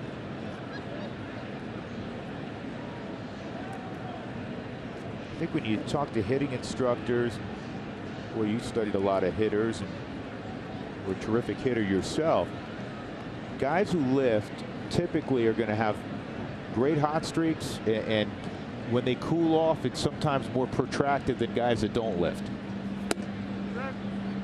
But once you get the timing down, you talk about getting hot and getting your body behind the baseball. And I'm a huge fan of leg kick. I use the leg kick.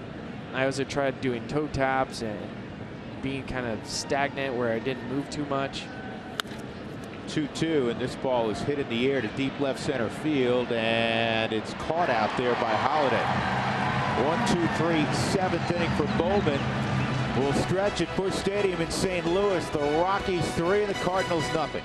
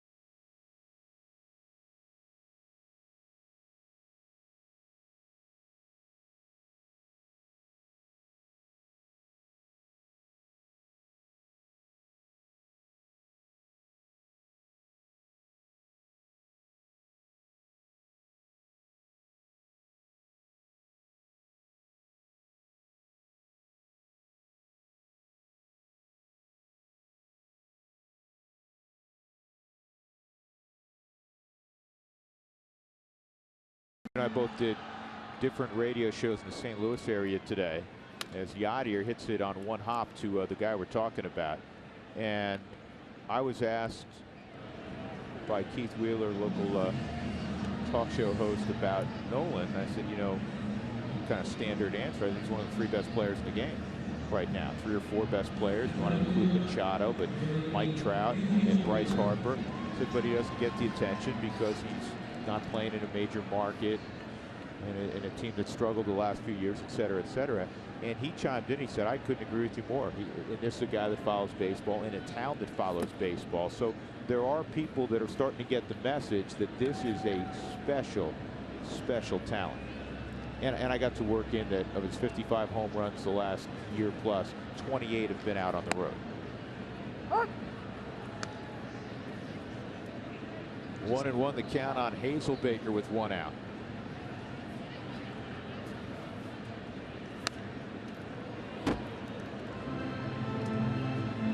One and two.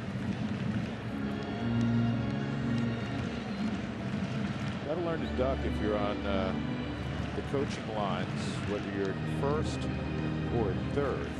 Well, that's Bill Mueller, and he's had to coach first base because Jose Oquendo is out for the year with a knee replacement. Jose, who's been on the third base coaching line seemingly forever for the Cardinals, also one of the better Fungo hitters. Fungo hitters, one of the better golfers in the baseball world.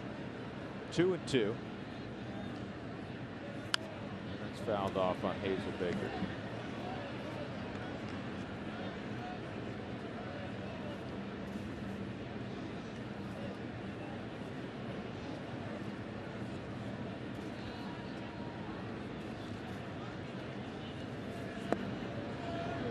Three and two.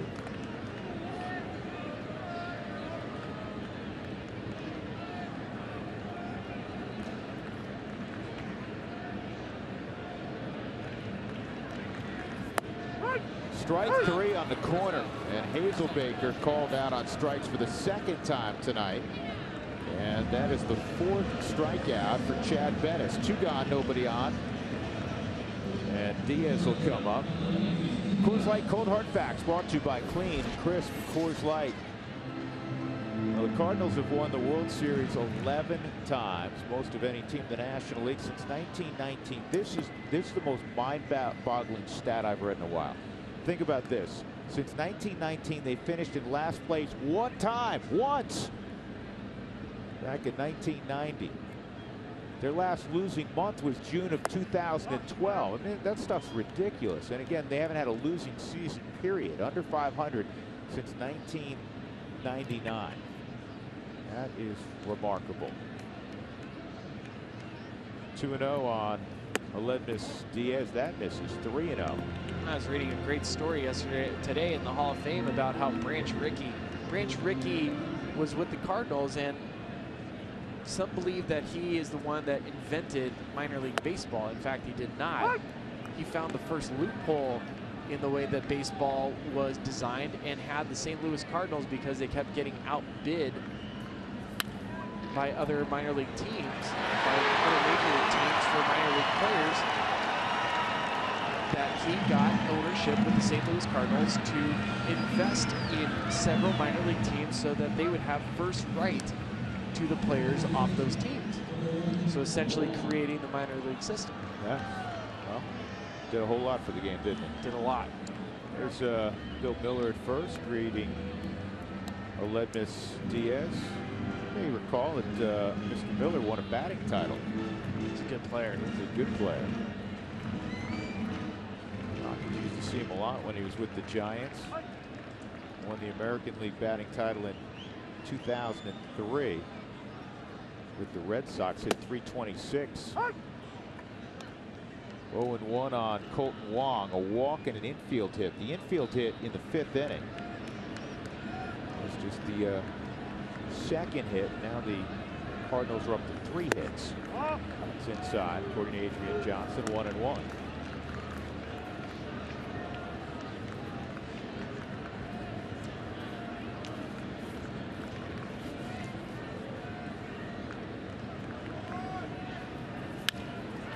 That's going to drop in the left center field for a knock. And now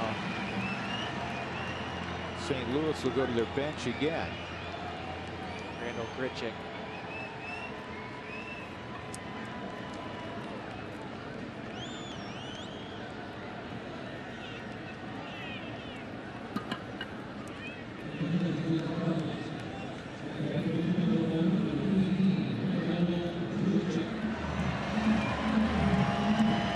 Here comes Grichuk with 2 on and 2 outs.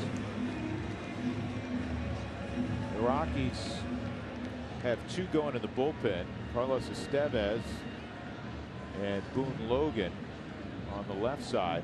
Walt's coming out, but this did not feel like I'm coming out to take the baseball. At 102 pitches, he has great trust in the West Texas kid, Chad Bettis. Now, the book on Grichuk is he'll eat up a fastball, but he really struggles when you spin it. Be careful if you spin it to this guy or throw it straight down the middle to this guy.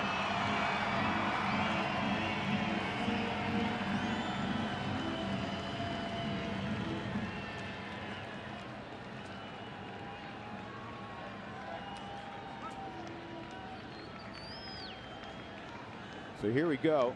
Bettis to Grichuk. And that's pulled for a base hit. And the Cardinals are going to get a run out of the deal. 3 straight base hits with 2 outs by Diaz, Long, and the pinch hitter Grichuk. And it's 3-1. And with Matt Carpenter coming up, you got to figure that Walt now will bring in Boone Logan. This is where the last couple of outings we've seen Chad kind of run out of gas. And for Grichuk, a guy that's been struggling, pinch hitting in these situations are so great because there's no thought process. He's not thinking about 4 at bats. There's the off-speed pitch. It just happens to be middle, and a pitch that he's able to handle quite easily. Pulls it right through the 5.5 hole. Still a great night for Chad Bettis. He goes 6 2/3, 3-1 Colorado.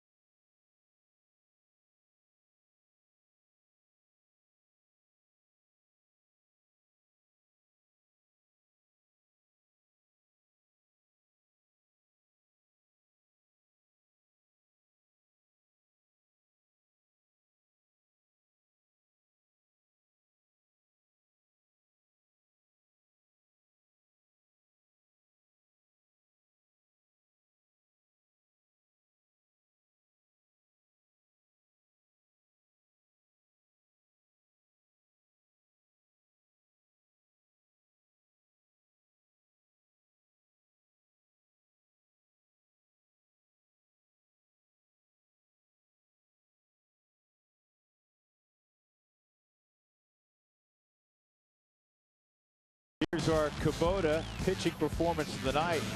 We look in at the work of Chad Bettis. He's responsible for the runners on base, but 6 2/3, just 5 hits, a couple walks, 4 strikeouts.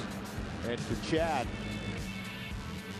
it was his 8th straight game that he's pitched at least 6 innings. So he's given the Rockies length every time he takes the baseball. And he's in line for his 4th victory of the year. They'll get some bullpen help. Boone Logan on to face Matt Carpenter with 2 outs. Well, Matt Carpenter 2 for 3 lifetime against Boone Logan, but Boone Logan of late has been virtually, I don't want to say it to jinx it, but he's been virtually unhittable. 10 1/3. He's only given up 5 hits and 12 strikeouts. Look at the whip, you look at the opponent average, it's all dialed into one thing. His slider is back. Wong at second, Grichuk's at first.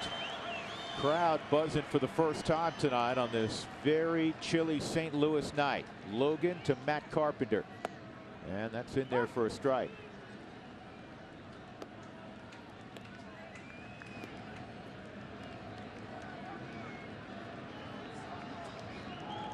Crowd of 41,109 tonight.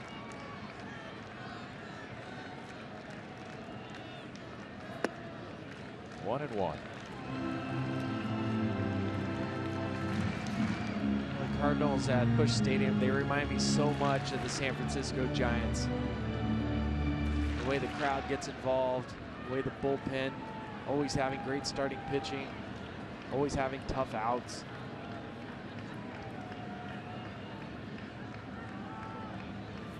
He went 1-2.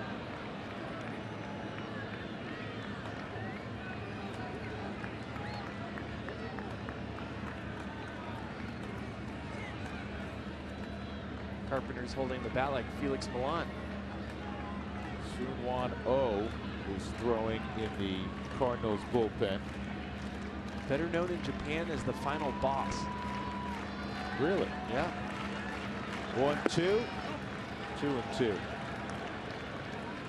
to get him a bite on that slider. 3-1 Colorado. Bottom of 7.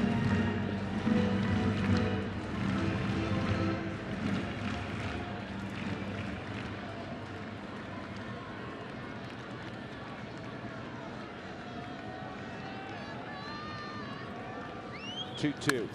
On the ground to second. DJ will get his man. Lost his footing for a moment.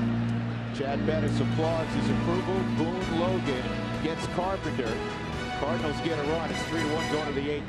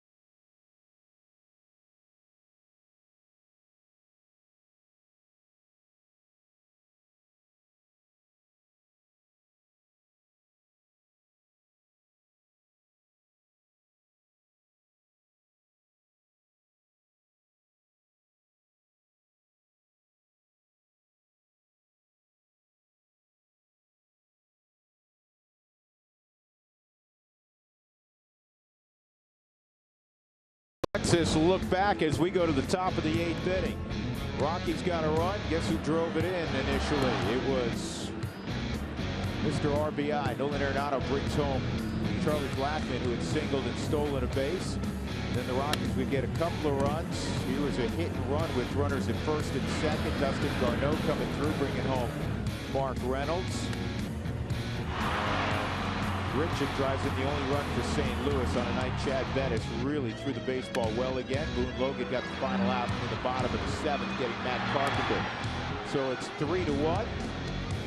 Bettis and the Rockies ahead as we go to the top of the 8th inning, and Mark Reynolds will lead things off. And it's Soon-Won Oh, who's been really good. He works away, whether it's a right-handed batter or a left-handed batter. And the minute I say that, he misses with a slider down and in. But the book on him is he stays away. He has a 5-pitch mix coming out of the bullpen, and When you have a fastball that ranges 92 to 95, you have a filthy slider, he throws a split finger. It makes it really difficult for hitters.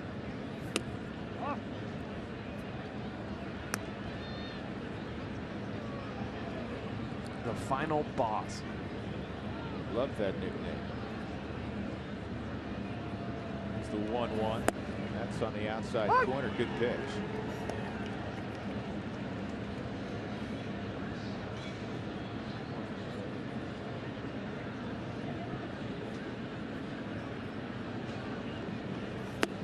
And he strikes out Mark Reynolds. Bring your group to Coors Field and receive discounted pricing, scoreboard recognition, and other great benefits. Call today for more information.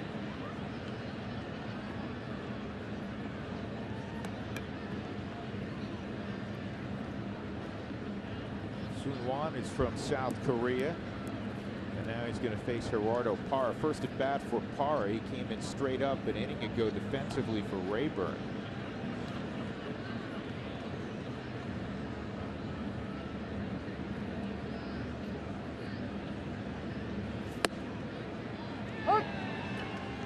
Well, O went to Japan and played for the Hanshin Tigers. Matt Merton was a teammate of his, and in the short time that he was with the Hanshin, he set new save records in the Japanese league. That's a strike.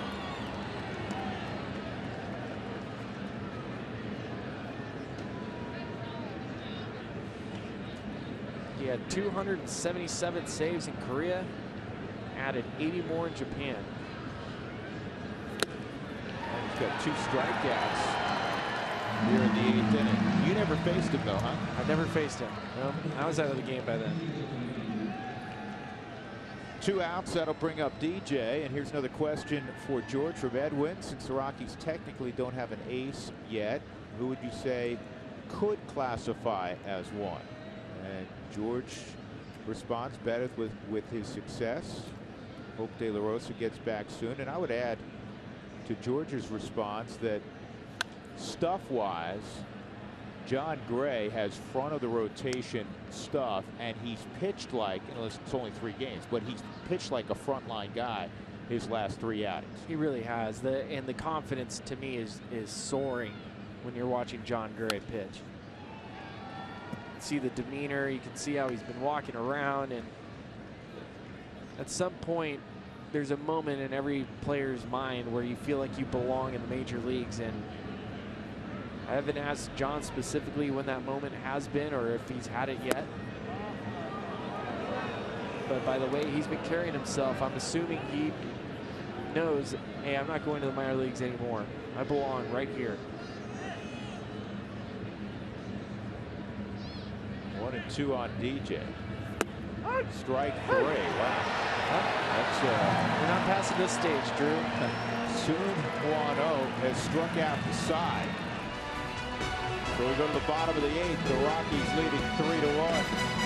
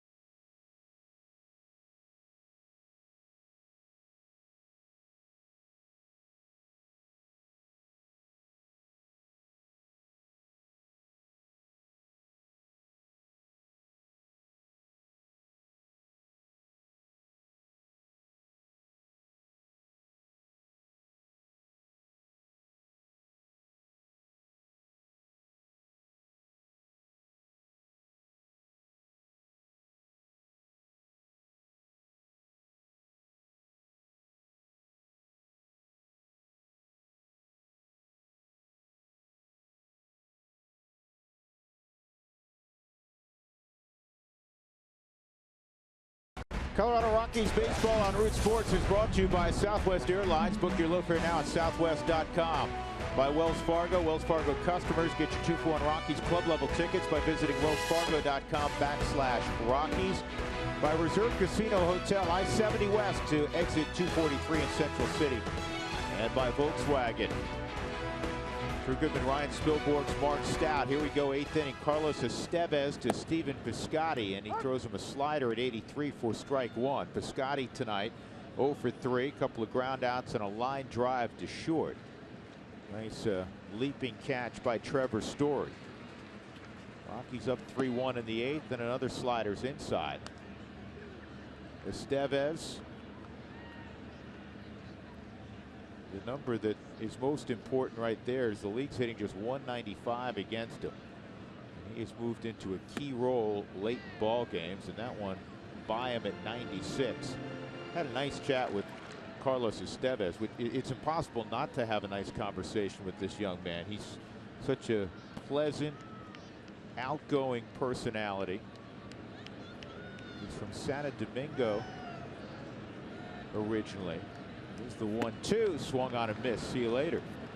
And you know, he speaks fluent English, and I asked him about that, and he said, I grew up and I was watching a lot of television and picked up that way. He went to the States quite a bit. He was in the RBI program out of Santo Domingo, and he was on a lot of, naturally, all-star teams. So he played in Florida, he played in California. And at one point, as Matt Holliday, it's a high fly ball to Carr going right. 2 outs. At one point, he was recruited by a West Virginia prep school to go and play high school baseball there. So for a year, he went to high school his junior year in West Virginia. He said, unfortunately, the school ran out of funds and it closed down after that year that he was there, and he went back and finished high school in Santo Domingo. He didn't sign at 16. Which a lot of Dominican kids who are really gifted do. And I was shocked by that. And I said, how is that? Were you, a lot smaller? He goes, well, I didn't throw hard. I said, well, how hard did you throw? He said 88. I said, that's pretty hard at 16. I said, how big were you? He said about 6'4". I said, how'd they miss signing you? But he was happy that, he got the education, and then he ended up signing at 18. He's 6'6" now, folks. And he's a very bright young man. He said if it wasn't playing baseball, he wanted to be a civil engineer. 0-2, and Adams takes that off the plate. 1-2. Estevez went for the quick pitch right there to try to finish the inning, and I think he caught Adrian Johnson behind the plate off guard too. A lot of guys are going to that. Rustin uses it a little bit, and that's a broken bat, foul ball. Rockies dugout stores are the place for all things Rockies. Stop by any of the 6 dugout store locations to get ready for your next game.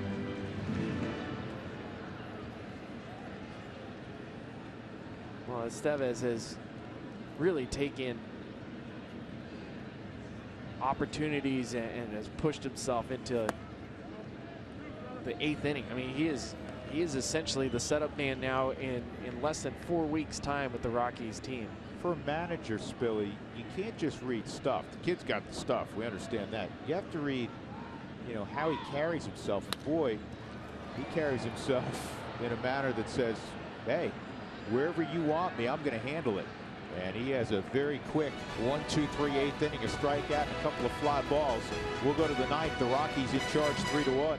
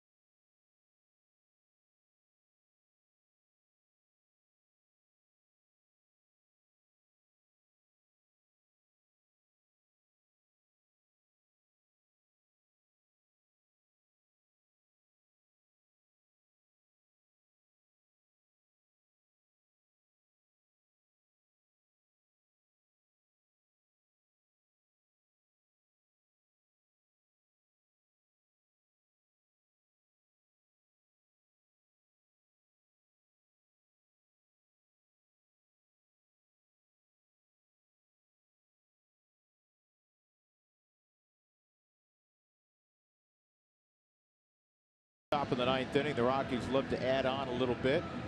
Dustin Garneau is going to lead it off in the top of the 9th with the Rockies ahead by a couple of runs. Here's our CenturyLink link to what's next. Chris Russin will have the baseball tomorrow for the Rockies, and Adam Wainwright will make his 9th start.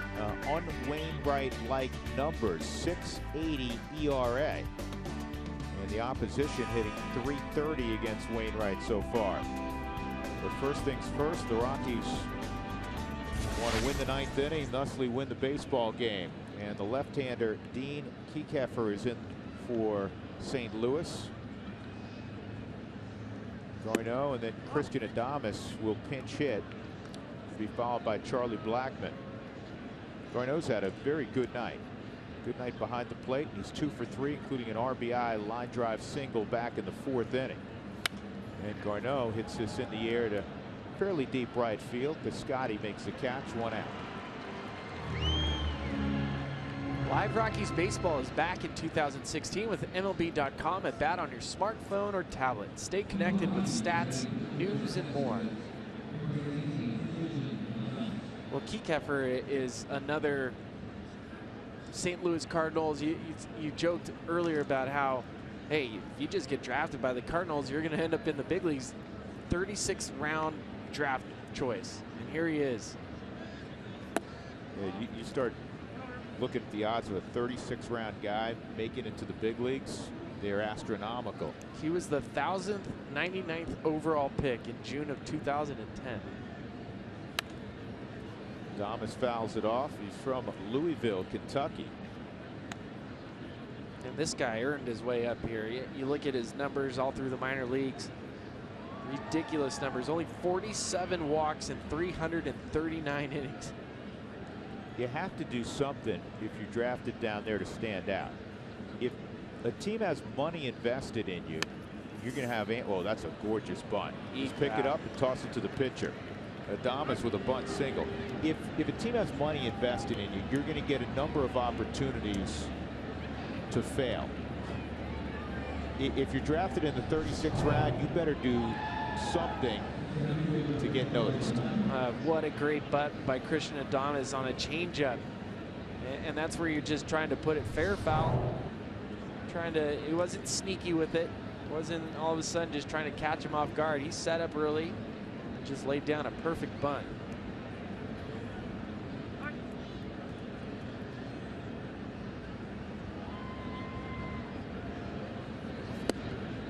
And Charlie Blackmon takes a strike. Charlie had a base hit, stole a bag in the 3rd, and would score on the hit by Arenado. Rocky's first run of the night. He's 1 for 4. He lined to deep right his last time up.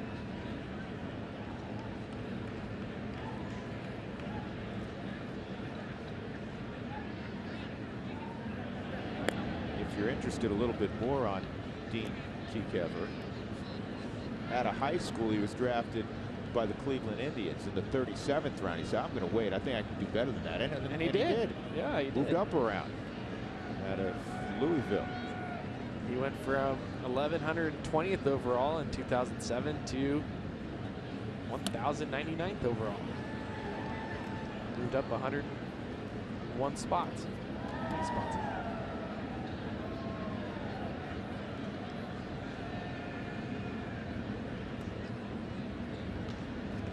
Made his major league debut 4 days ago.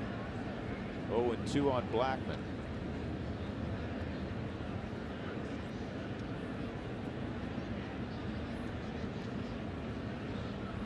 And that's a called strike. Charlie thought it was wide of the plate, 2 outs. That'll bring up Story. The day after every Rockies victory, get 50% off your online order at Papa John's. Hope you took advantage of that yesterday. Use the promo code ROXWIN at papajohns.com. A few more pizza coming your way tomorrow. Story tonight, a base hit in the 5th. He's 1 for 4.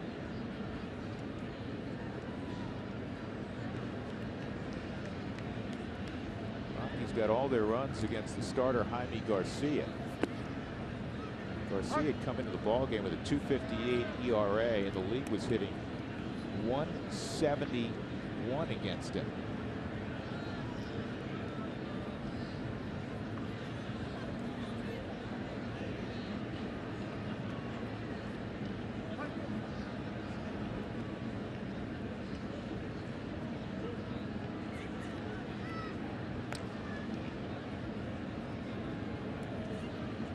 Thomas gets a look, but he's going to let Trevor swing the bat here.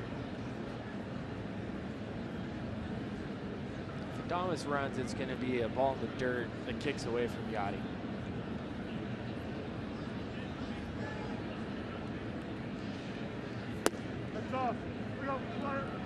2-0. Jake McGee, if you're looking ahead to the ninth, we'll see Yadier Molina, Jeremy Hazelbaker scheduled, and Aledmys Diaz. Jake looking on, a dozen saves for McGee, saved every game in the Mets series. 2-0. Well, that's a good play by the on-deck hitter, who's supposedly good defensively. Off camera, Nolan jumped up, speared the foul ball. He's always playing. Yeah, it was a great play. Great wiffle ball player. Yeah. Great punch ball player, right? I still don't know what punch ball is. He did exhaustive research to find out. 3-1.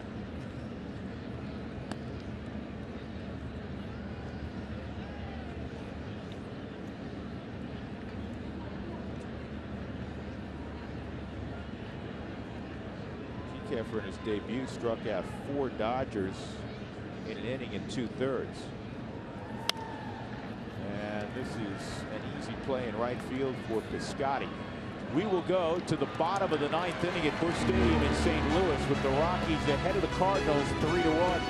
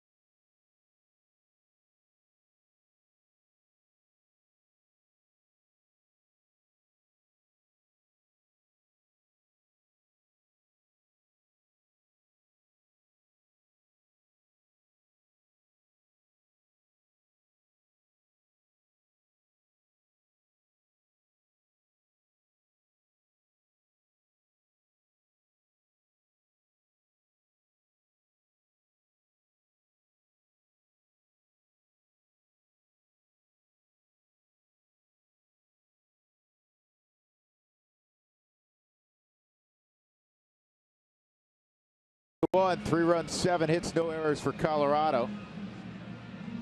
And Jake McGee looking for 3 more outs. Who wants tacos? Fans follow at @RootSports_RM on Twitter to receive alerts for the Rockies Taco Special when the Rockies score 7 or more in any ball game.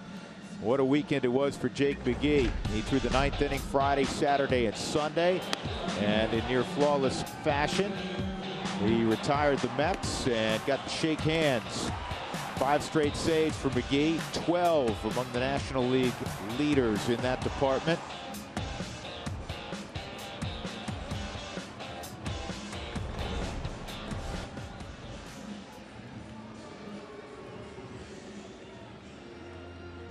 So here we go. Yadier Molina is going to lead it off. Yadi is 0 for 3 in the game. Brought a .333 average into the park tonight.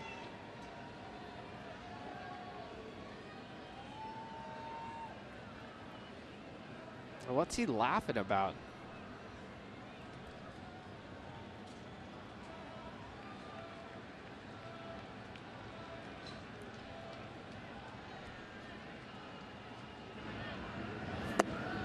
And the first pitch is in there for a strike, and that's typically what we see. You know, a lot of 91s and 92s early, and then he'll run it up there. Yeah, he'll run one up 95, 96. He's working that breaking ball a lot more. He goes fastball again. just missed. 1 ball, 1 strike on Molina. Year in and year out, one of the toughest guys to fan in the National League. Yeah, he's having a good time on it. Something's amusing to him. But it's easier to hit when you got a smile on your face than a grimace, right?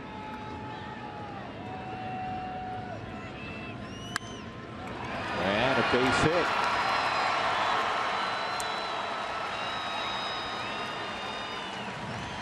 Well, that's how easy the game can be. You go up there with a smile and you're facing a tough closer and just throw a base hit out to left field.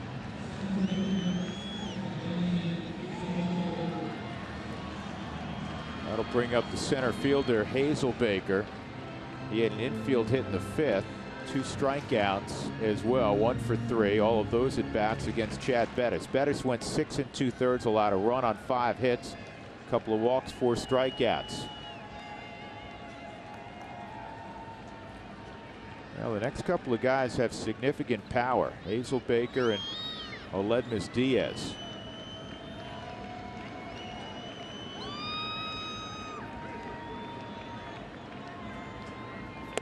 That's a strike.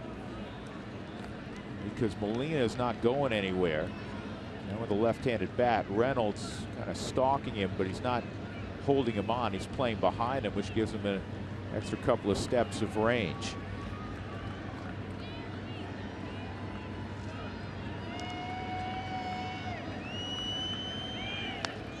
And the curveball was fouled off, 0-2. That was a very healthy cut on that pitch. It's a hanger. Yeah, you watch a swing like that, you're not going to throw a curveball the rest of the at bat. Or if you are, you're going to hopefully throw a better one. Throw it in the dirt.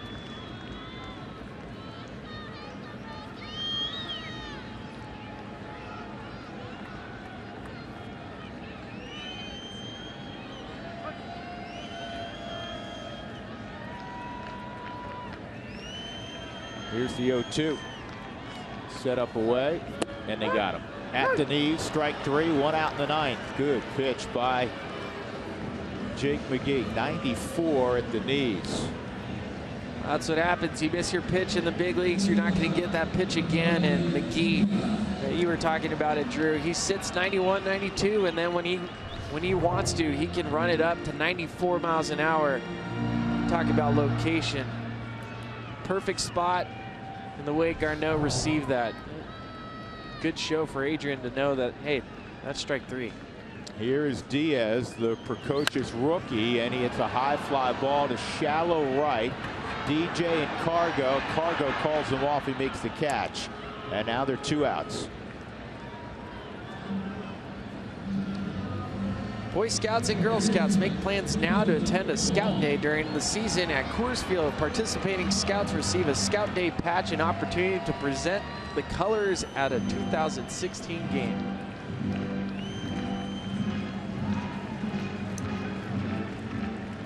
Two outs in the 9th inning. McGee will stare down Colton Wong. Wong tonight 2 for 2 and a walk. And there's strike 1. A little surprised not to see a Ruben Tejada or Jed Jerko getting a pinch hit. Jerko will come up next if that spot comes up, but I thought maybe Matheny would use his extra infielders to give a righty-lefty matchup. 1-1 on Wong.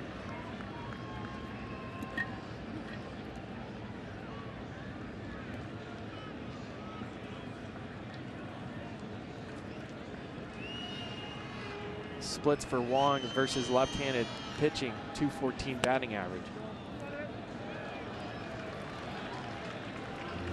Missed away, 2-1. Wong has put together 3 quality at bats through the night, the walk and 2 singles.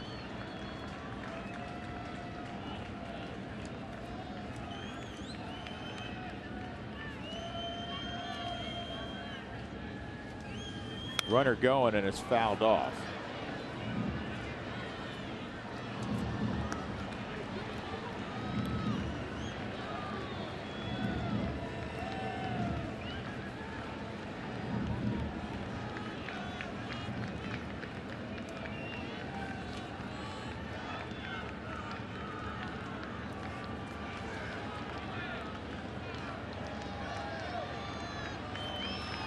2-2 on Wong with 2 outs in the ninth. The Rockies ahead 3-1.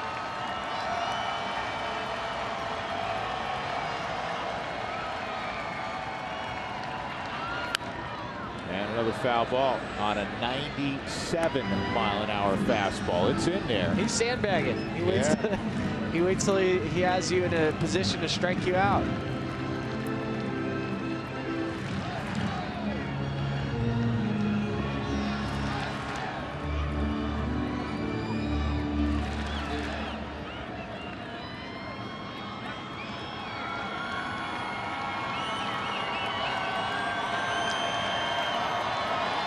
McGee is ready. Here's another 2-2. And moving up, Molina. So he's at second. 3-2 on Colton Wong. The visit here with the runner on second. They want to go over signs, I would assume. Sequence. It's a chance to ask him really quickly, too. What pitch do you want to throw right here? Feel good with the fastball? Do you want to throw your curveball again?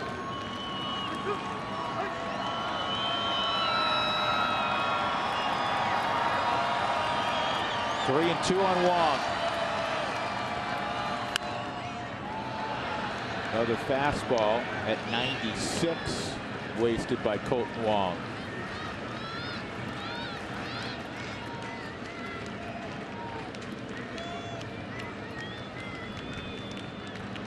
See, 96 miles an hour. That pitch is right down the middle, but because of the velocity, that's not going to get squared up. His margin for error is greater when he throws the higher velocity. That pitch at 91, different ball game right now. Here we go again.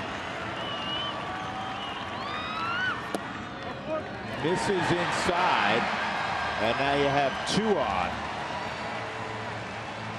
And you're going to get a pinch hitter.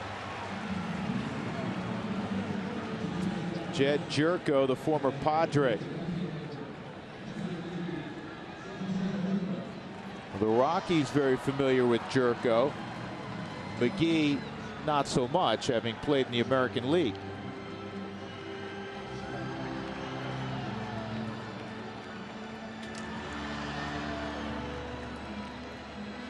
This is what I talk about, being at Busch Stadium and the atmosphere like the Giants, where you feel like they're always one swing away from beating you.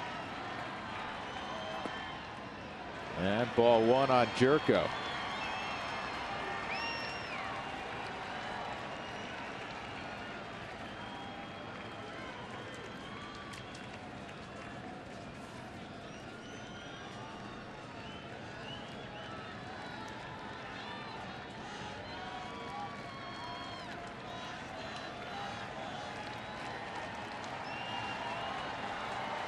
Came in the trade for John Jay in the offseason.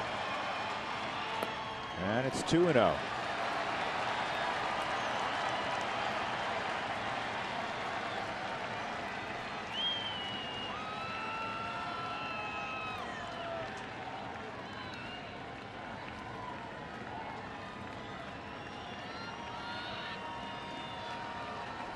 Gyorko's got a lot of pop.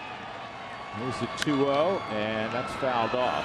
Good swing right there on a fastball. Hunting fastball, you know it's coming when you're facing Jake McGee.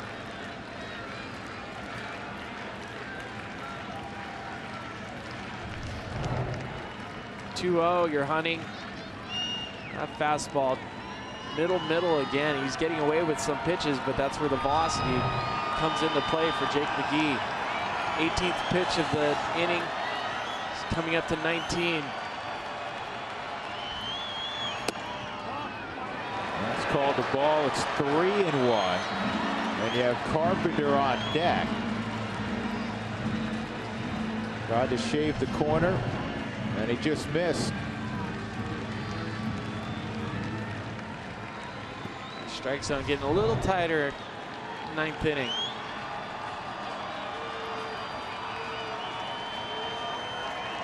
Rockies up 3-1. It's a 3-1 count on Gyorko, and he threw it by him. 3-2. Gyorko earned a big deal with the Padres. They may have jumped the gun a little bit after he hit 23 home runs, but good for him. He's getting well paid. He really is. I was surprised with that deal once he signed it with San Diego. 3-2 on Gyorko. He's got a ball game over, and the Rockies win it 3-1 over St. Louis. What a great start to the road trip, particularly coming here in St. Louis, where the Rockies against the Cardinals the last few years, anywhere they play them, just 4-17, and the Rockies improved to 6-1 in road series openers this year. Chad Bettis gets the victory. Chad improves to 4-2, 1 run over 6 2/3. Jaime Garcia takes the loss. He's 3-3, and Jake McGee tied for second now in the National League in saves with 13. He has saved the last 4 games for the Rockies, and the Colorado Rockies, by the way, have won 5 straight. Here's our Jimmy John's delivery of the game. Chad Bettis' work. Again, 6 2/3. The run he gave up was in the final.